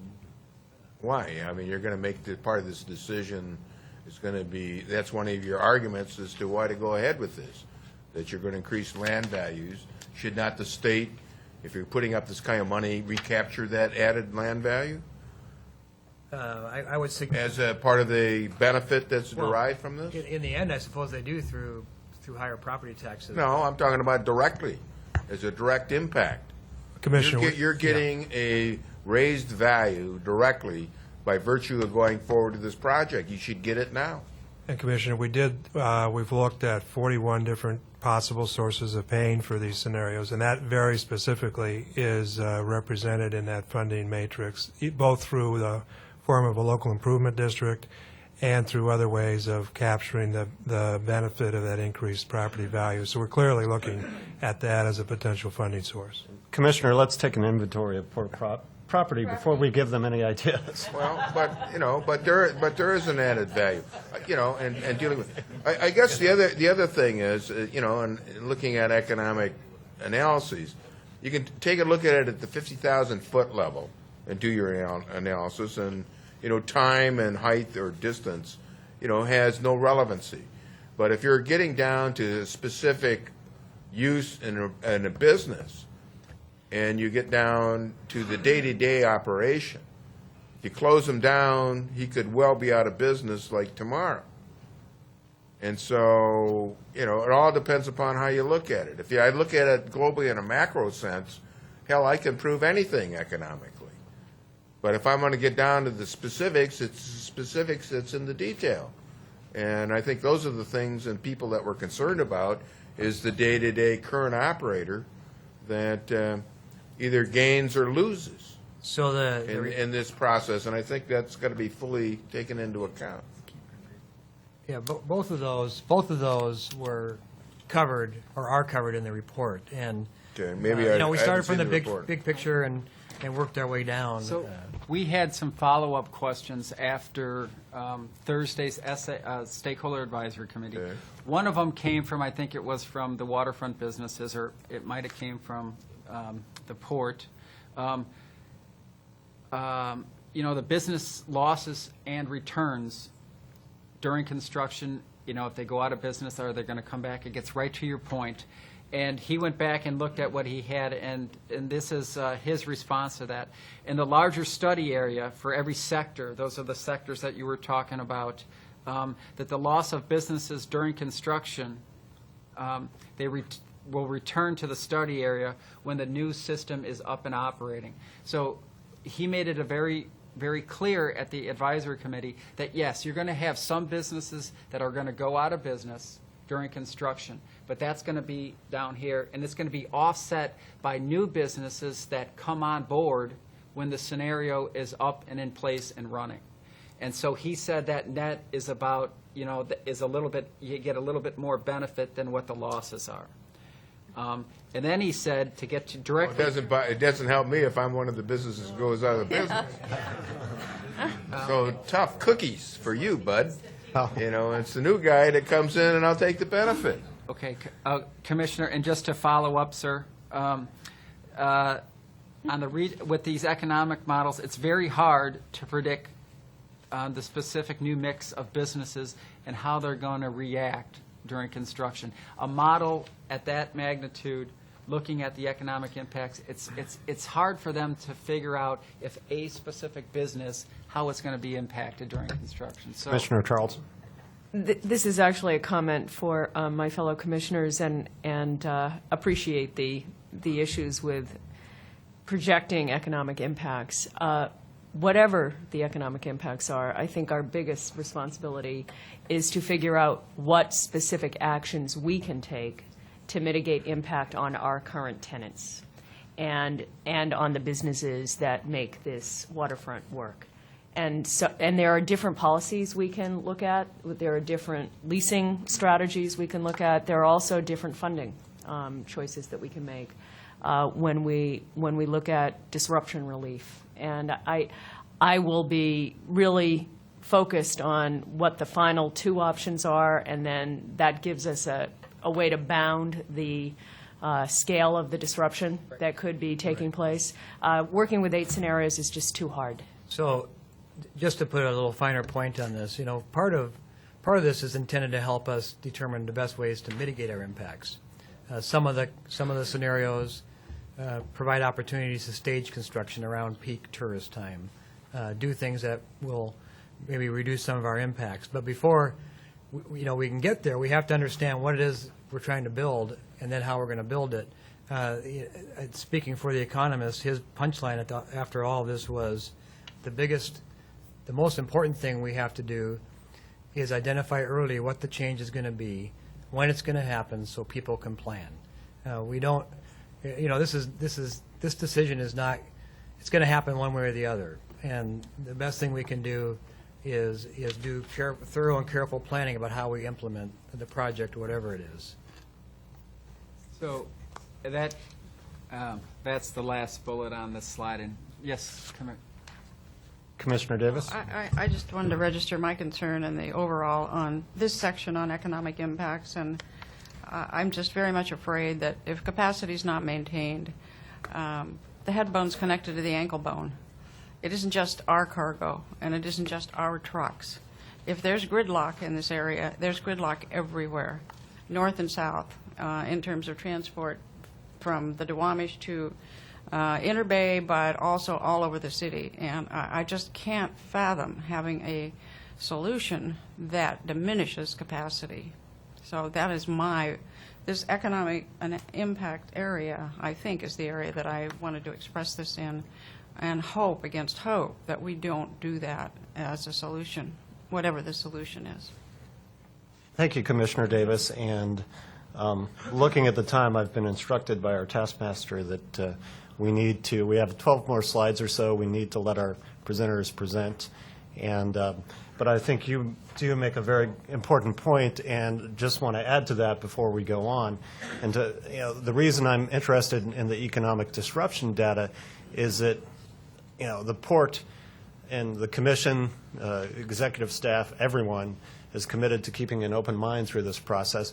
We want to be a productive part of the process, really air our needs and our concerns and our interests, but really help the region move towards a solution that makes sense for all sorts of stakeholders. But if you look at the economic data and the statement on the next slide, no clear best scenario on economic effects, I'm not an economics PhD, but we have some very capable, very sophisticated staff, experienced staff on this. And I think there's a lot of people in the maritime industry, in waterfront businesses, who just, it's not very intuitive to us that, each option has relatively similar economic disruption impacts. So, and that's just putting that out there. And Jerry, I don't know if you were going to make any presentation as part of this overall briefing, but to the extent staff can look at this data from our standpoint, look at the assumptions,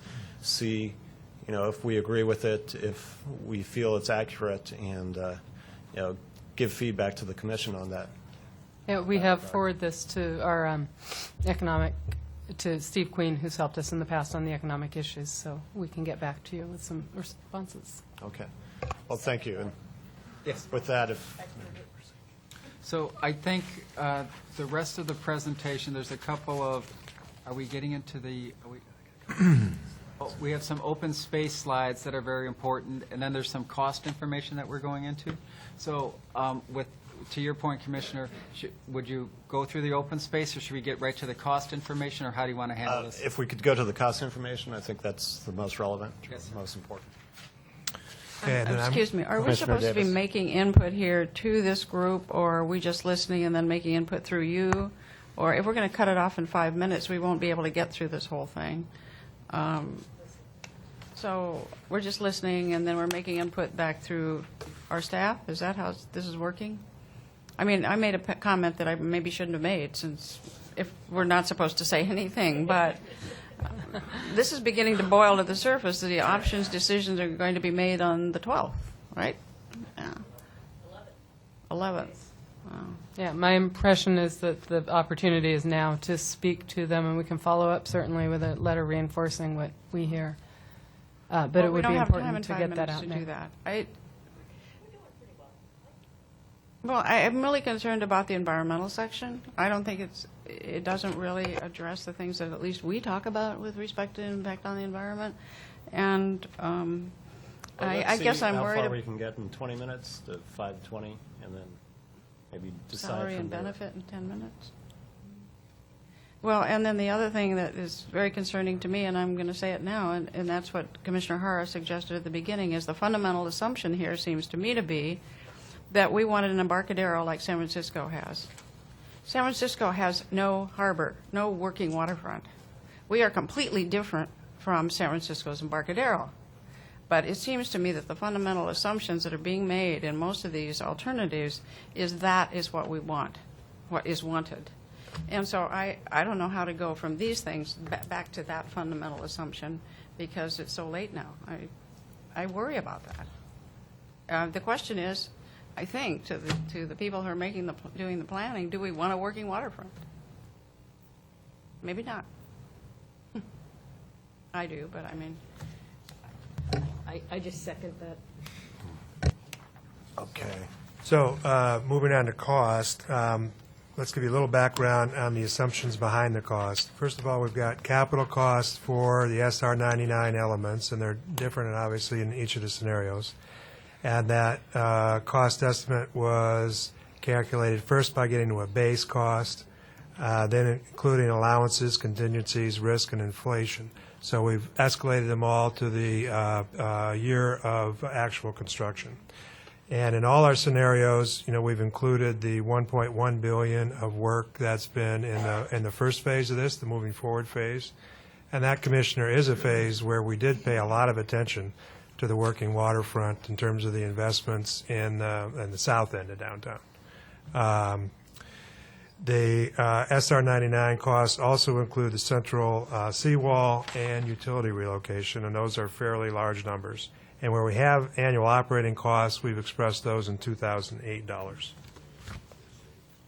So turning to the 99 cost estimates, these again are the costs of the various elements in the 99 corridor itself. And you see there's a fairly wide range from a low of $800 million in the surface boulevard alternatives up to $3.5 billion for the board tunnel cost.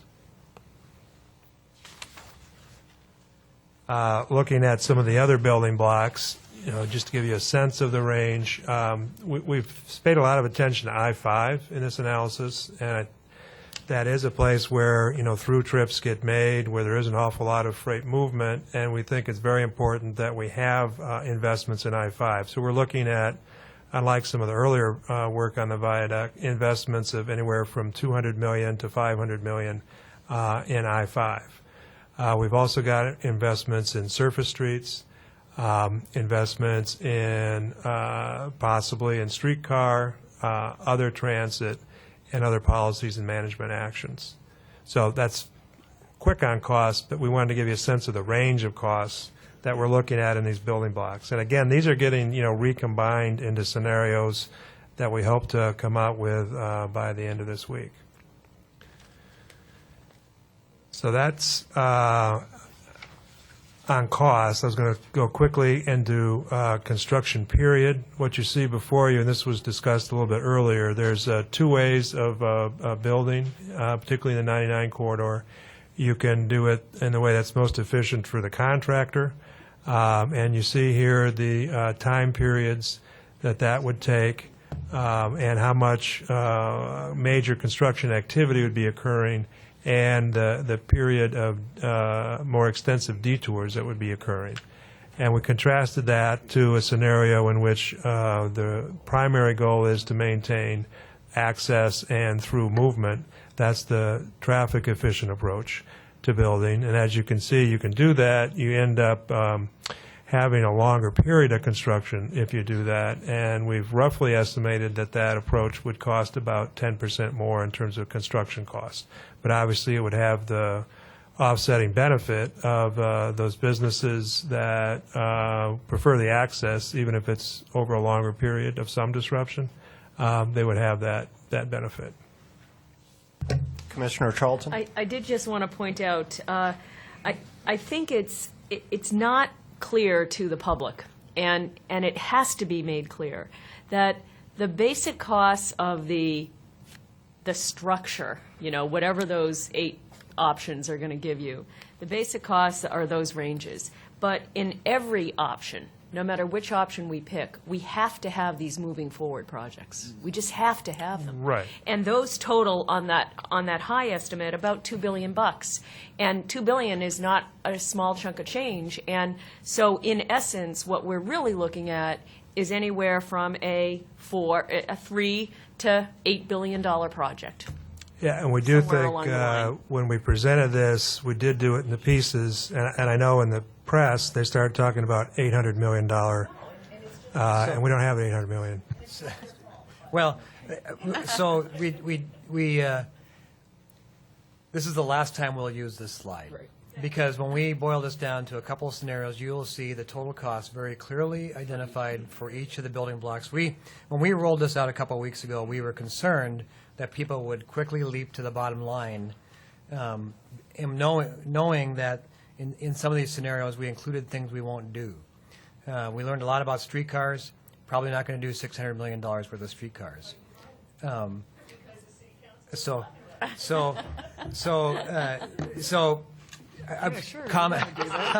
Comment well taken.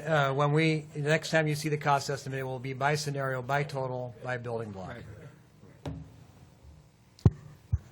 So I'm going to a fairly quick clip here, but if there's no more questions on the construction approaches, health of the environment was our 6th. I should actually, you had a question, I think, from your staff on the whole question of funding.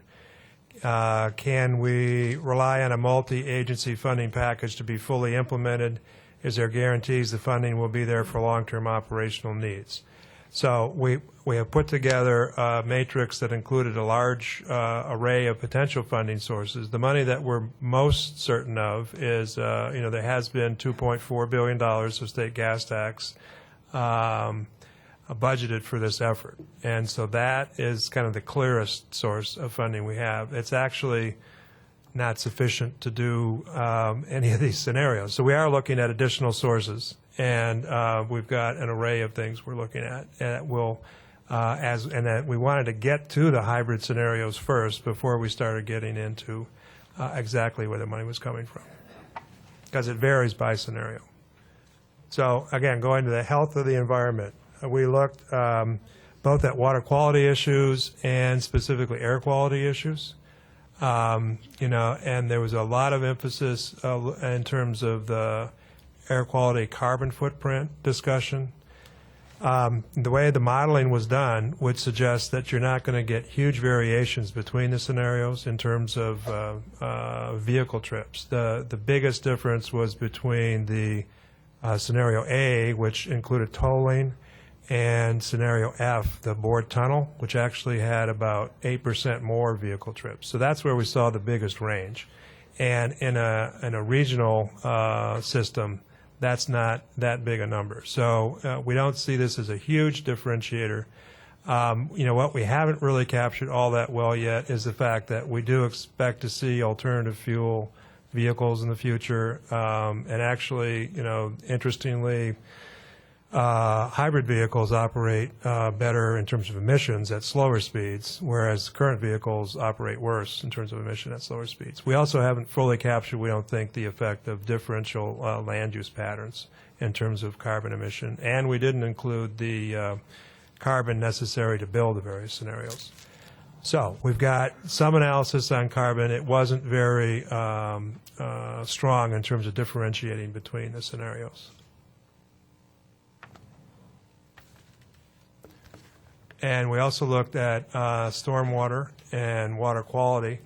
All the scenarios are presumed to meet, current standards, so they will all improve both stormwater, combined sewer overflow. And again, because they were all specifically designed to meet standards, it wasn't a big differentiator in terms of the scenarios.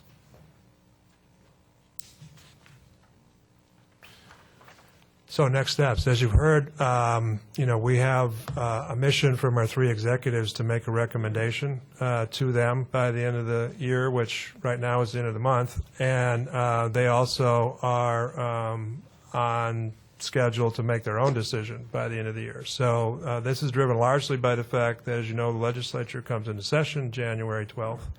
And people want to have, a decision for that, the consideration of the legislature. So we have another stakeholder meeting on December 11th. We have a stakeholder meeting also on December 18th. So we're going to go over where we are on our scenarios with them at those two sessions. There's a general public session Monday the 15th. And as I said, we are under some time pressure to get a recommendation to our three executives so they can decide something in time for the legislative session. Now, and this recommendation would be narrowing it down to 3 alternatives. Is that correct? Or well, we hope to do that by Thursday and then down to 1 by the end of the month. Okay. And in terms of the next step of narrowing it down to the 3 preferred alternatives, what is the thinking behind that? Will it be the 3 sort of best of breeds, the best elevated, the best surface, the best subsurface, or could it be 3? I don't know that it is going to be subsurface or 3. surface? I think we're looking at, what are the best hybrid scenarios. Yeah, it's in fact, we spent 3 hours on it today. We'll probably spend 5 or 6 on it tomorrow, and I can tell you there's a lot of focus on getting to fewer faster. So ideally, it would be 2 on Thursday. Maybe it's 3. Hopefully, it's not 4. But it's not. It's not. We're not looking at this by should we have an elevated, a surface, and a tunnel forward. We're looking at what are the best.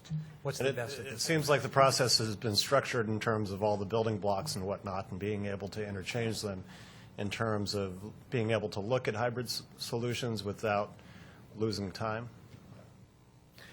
That's right. Yeah, that's right. So I think the work we did up to now allows us to very quickly, especially now that we have good cost information, to quickly narrow it and assemble the best of the best.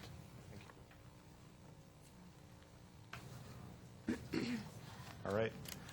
Well, Commissioner Davis. I just want to say I do recognize, and I think we do recognize, that you did spend a lot of emphasis on the south end of it, not to minimize that. I'm just saying the head bone's connected to the ankle bone, so that's important to the capacity, plus the health, the stormwater runoff, all those kinds of things. I didn't have time to go into that, but I wanted to mention those things at least. But I appreciate your being here, and I thank you very much, and we do need to continue to work together. Thank you. Thank you, Commissioner Davis. Again, well said. And thank you, Bob, Ron, and Ron, and again, for coming down to the commission one more time and for really taking all the time to really keep us informed and keep the dialogue going. Commissioner Charlton. Yes, Mr. President, I really just want to thank all three of you and Jerry and Dan and the whole team of people who have honored the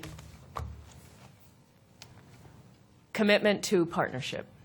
This is not an easy process, and you guys have had a heck of a job, and the Stakeholder Advisory Committee process has been extraordinarily difficult and important. And I know that there's no easy way around the final decision that has to get made, but I just really wanted to publicly thank the Port staff and the Port CEO for committing the resources to make sure that our tenants and our working waterfront had a voice in this process.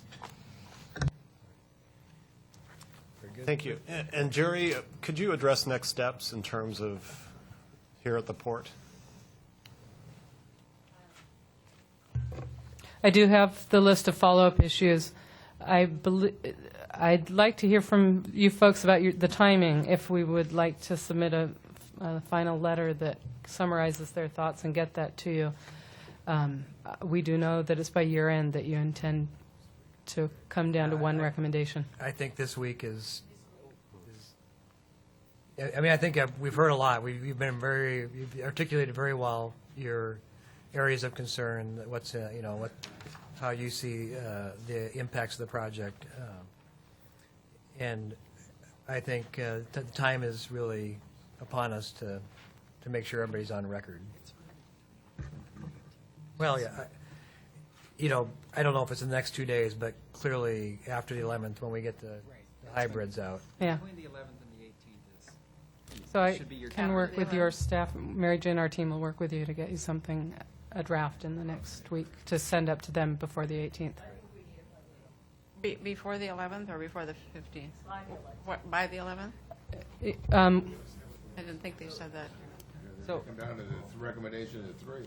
Jerry, I would submit to you that the hybrids, we're going to take a look at the hybrids on the 11th, and then there'll be a follow-up discussion of the hybrids on the 18th. I mean, there's no way, even when we're going to present them on the 11th, we're going to get feedback from them, and then we're going to take them back, sand them down, work them a little bit as best we can.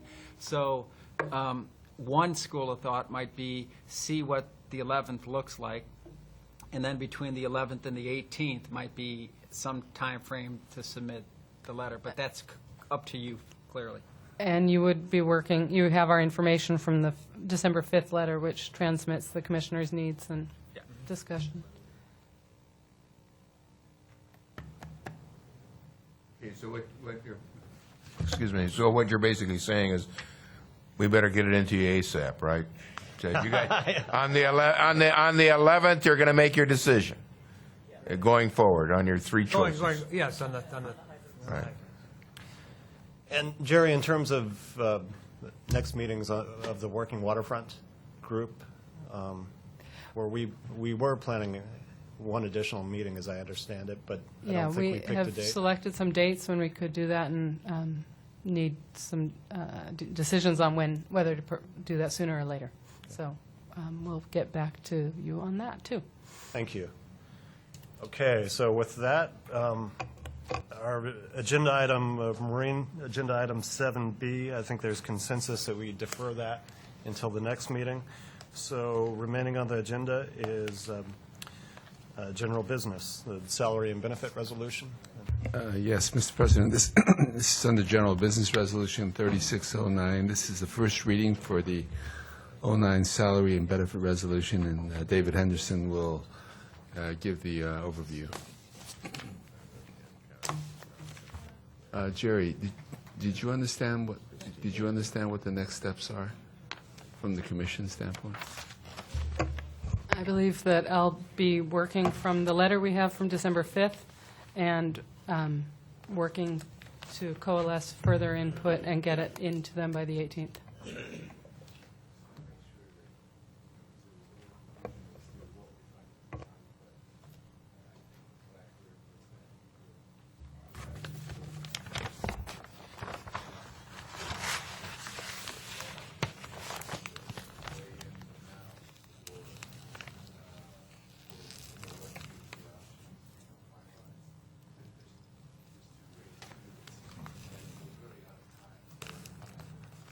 2 days from now.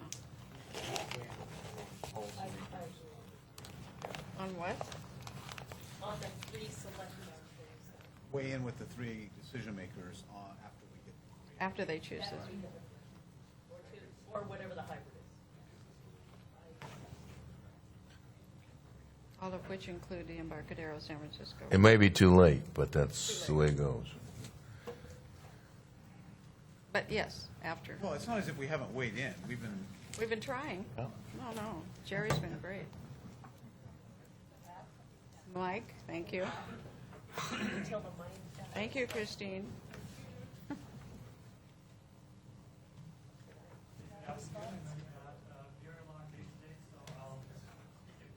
Sorry. I'll speak at hyper speed and save the update on the military mobilization until the second reading. Last week, we introduced the 2009 Salary and Benefits Resolution, and in response to your questions last week, we've revised the memo to include more details on the financial implications with respect to range adjustments, the pay for performance program, and benefits. We have recommended a 3% adjustment to the salary ranges. Again, this is not an across-the-board cost of living adjustment or step increase for all employees.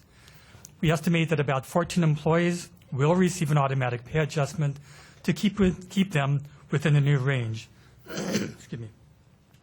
For example, if an employee's current pay is 2% above their range minimum, the range is moved up by 3%, they are now 1% below their new range minimum. They would receive a 1% pay adjustment to bring them to the new minimum of their salary range. Only a handful of employees are at the maximum of their range, and they still receive their fully earned pay for performance increase each year based on their performance. It's just that most, if not all, of their adjustment is in the form of a lump sum payment.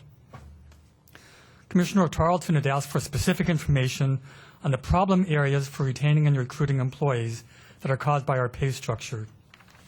Our employment team identified about 33 jobs posted or filled over the past year that they considered difficult to fill. These jobs range from grade 21 to grade 31. Besides engineering, ICT, and financial reporting jobs, we've had challenges recruiting for the environmental, internal audit, human resources and development, and planning functions. Historically, range adjustments since 1994 have been from 2 to 3% each year, with 3 notable exceptions.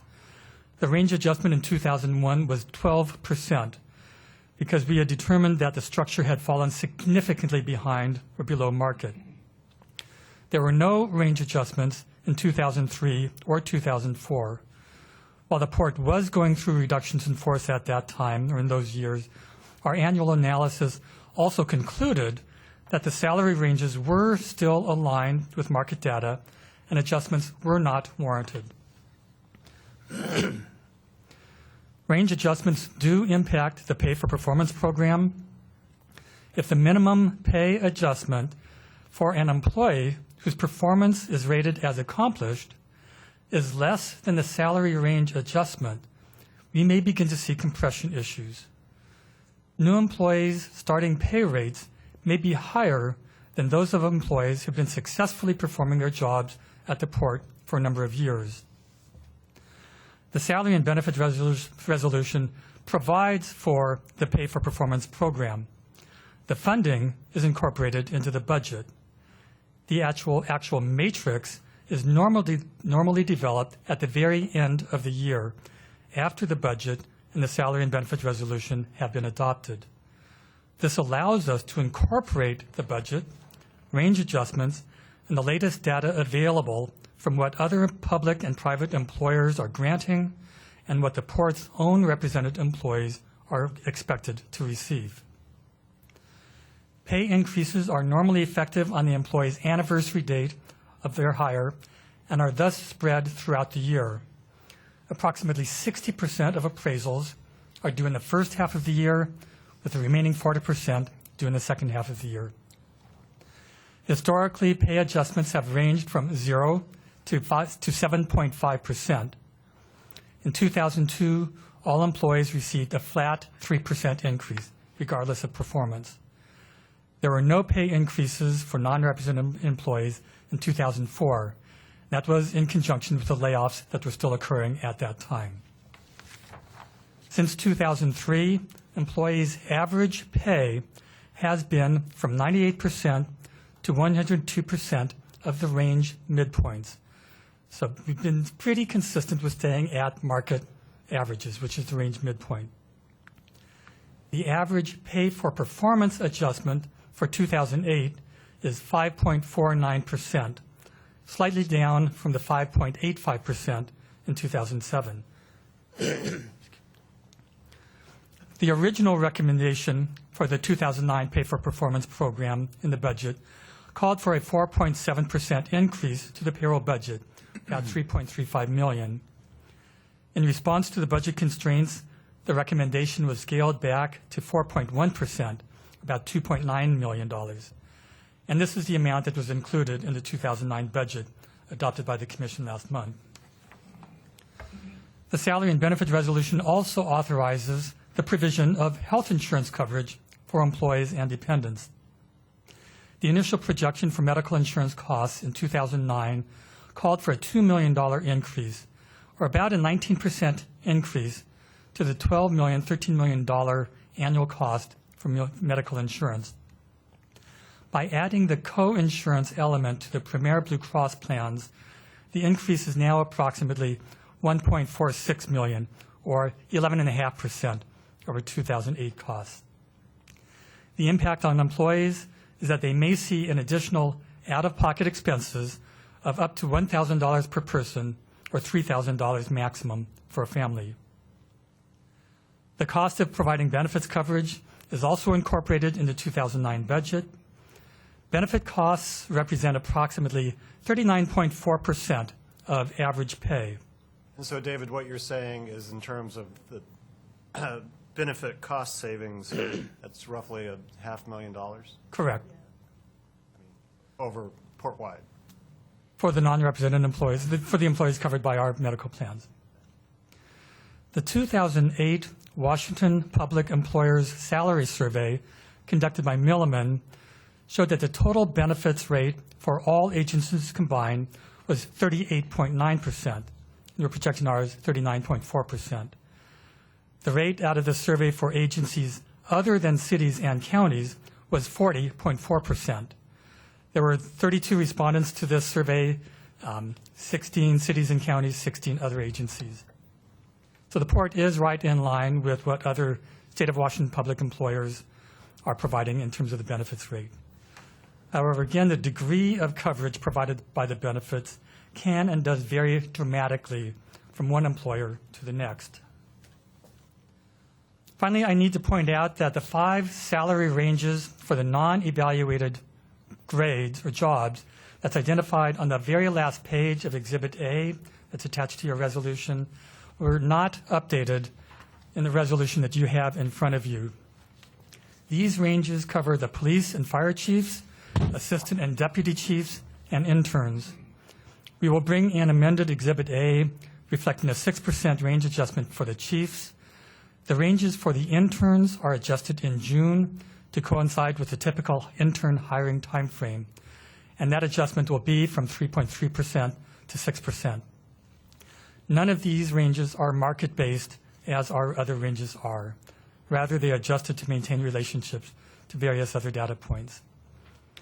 With that, I'd like to open it up for your questions and comments. Commissioner Charlton?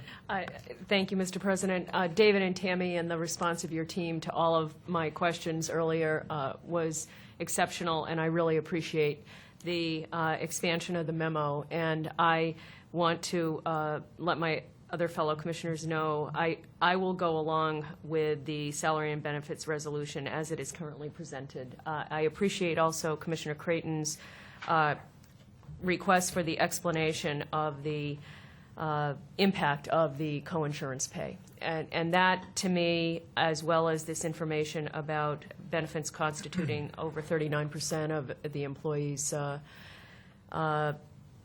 average pay, is a huge burden, and I appreciate your efforts to hold down costs wherever you can. Commissioner Bryant? Yeah, I too am going to support this on first reading, but between now and the second reading, I would really like to invite my fellow commissioners and Mr. Yoshitani to give me your ideas or your impressions on the possibility or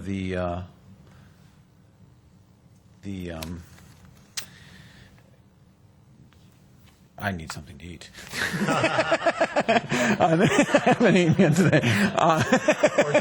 Or drink, possibly. On the desirability, that's the word I was struggling for, on the desirability of changing the effective date from January 1, 2009 to June 1, 2009, and having this remain effective through December 31st, 2010. So that we're not simply doing this every 12 months, and that goes to what Commissioner Tarleton said, that in many places this is done on a much more extended basis than annually. And then I'd also like or invite conversation and ideas about freezing salaries until June 2009, so that we see if we can maintain some flexibility as we enter this uncertain period. But given the fact that we need to move this forward, I invite that conversation before second reading and intend to vote yes today. So is second, excuse me, just a matter of logistics, the second reading the 15th of December? 16th. The 16th. Next Tuesday. Next Tuesday. The 16th, yeah. Well, Well, we're talking about not having a meeting on the 15th because we no longer think we have a resolution financially. So that came out of earlier discussions today. So it would be the 16th is the point, yeah. Yeah, it helps to put this at the end of the agenda when we have a party to host and there are people downstairs and we've got to get out of here. And it's not the most controversial item on the agenda. No, but, yeah. So I'd like to move approval of first reading of this salary and benefit resolution, but also to say, in the interim, in addition to what Commissioner Bryant has asked, I think we need to consider, first of all, that two efforts have been made already for scaling back the increases and the cost savings. And the employees here are now going to be doing a copay that they've never had. I think it's called a copay. Yeah. Co-insurance. Yes, cost sharing. Which will be impactful to some people I know for sure who have real medical problems. And I also think we need to think about compression here and the distance between our labor agreements, which we pass through with great ease, and the percentage amounts that are built in every single year on a yearly basis without a freeze, without waiting 6 months.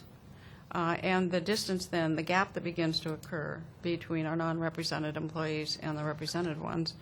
And we also need to look at what other governments do. And I was pretty astonished to see that list that you gave us, because other governments, all of them, seem to do the COLA, which is basically, I guess, 3%.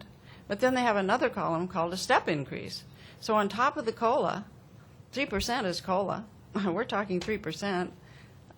They've got step increases which add up to maybe 8 or 10%. And they're laying people off because of it. But I know that right now in this market, it's very striking and odd, and King County's not doing that.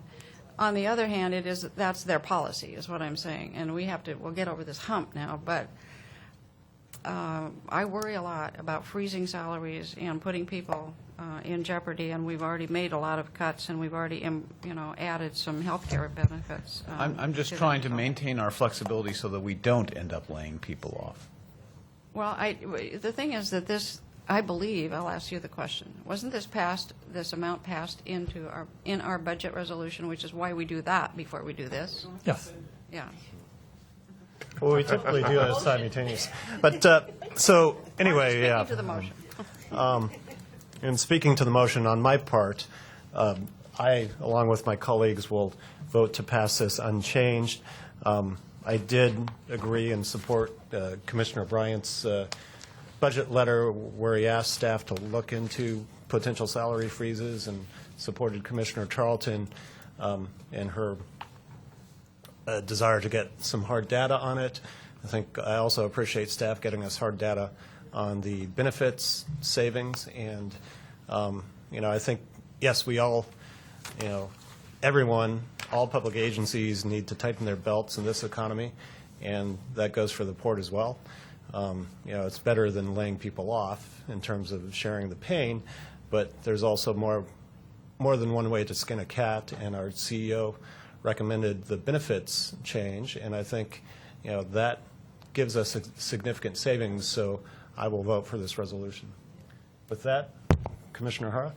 Well, I'll keep this very brief. I'll also support this, but also I appreciate the information that staff provided in terms of looking at some comparables.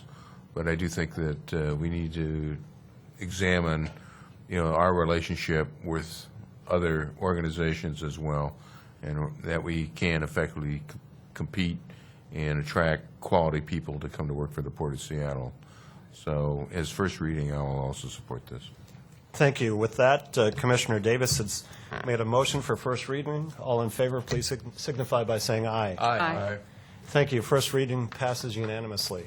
And with that, we don't have any further agenda items, so we will be adjourning the special meeting of the Port of Seattle Commission for December 9th, 2008, actually the second special meeting of the day, at 5:33 p.m. Thank you all.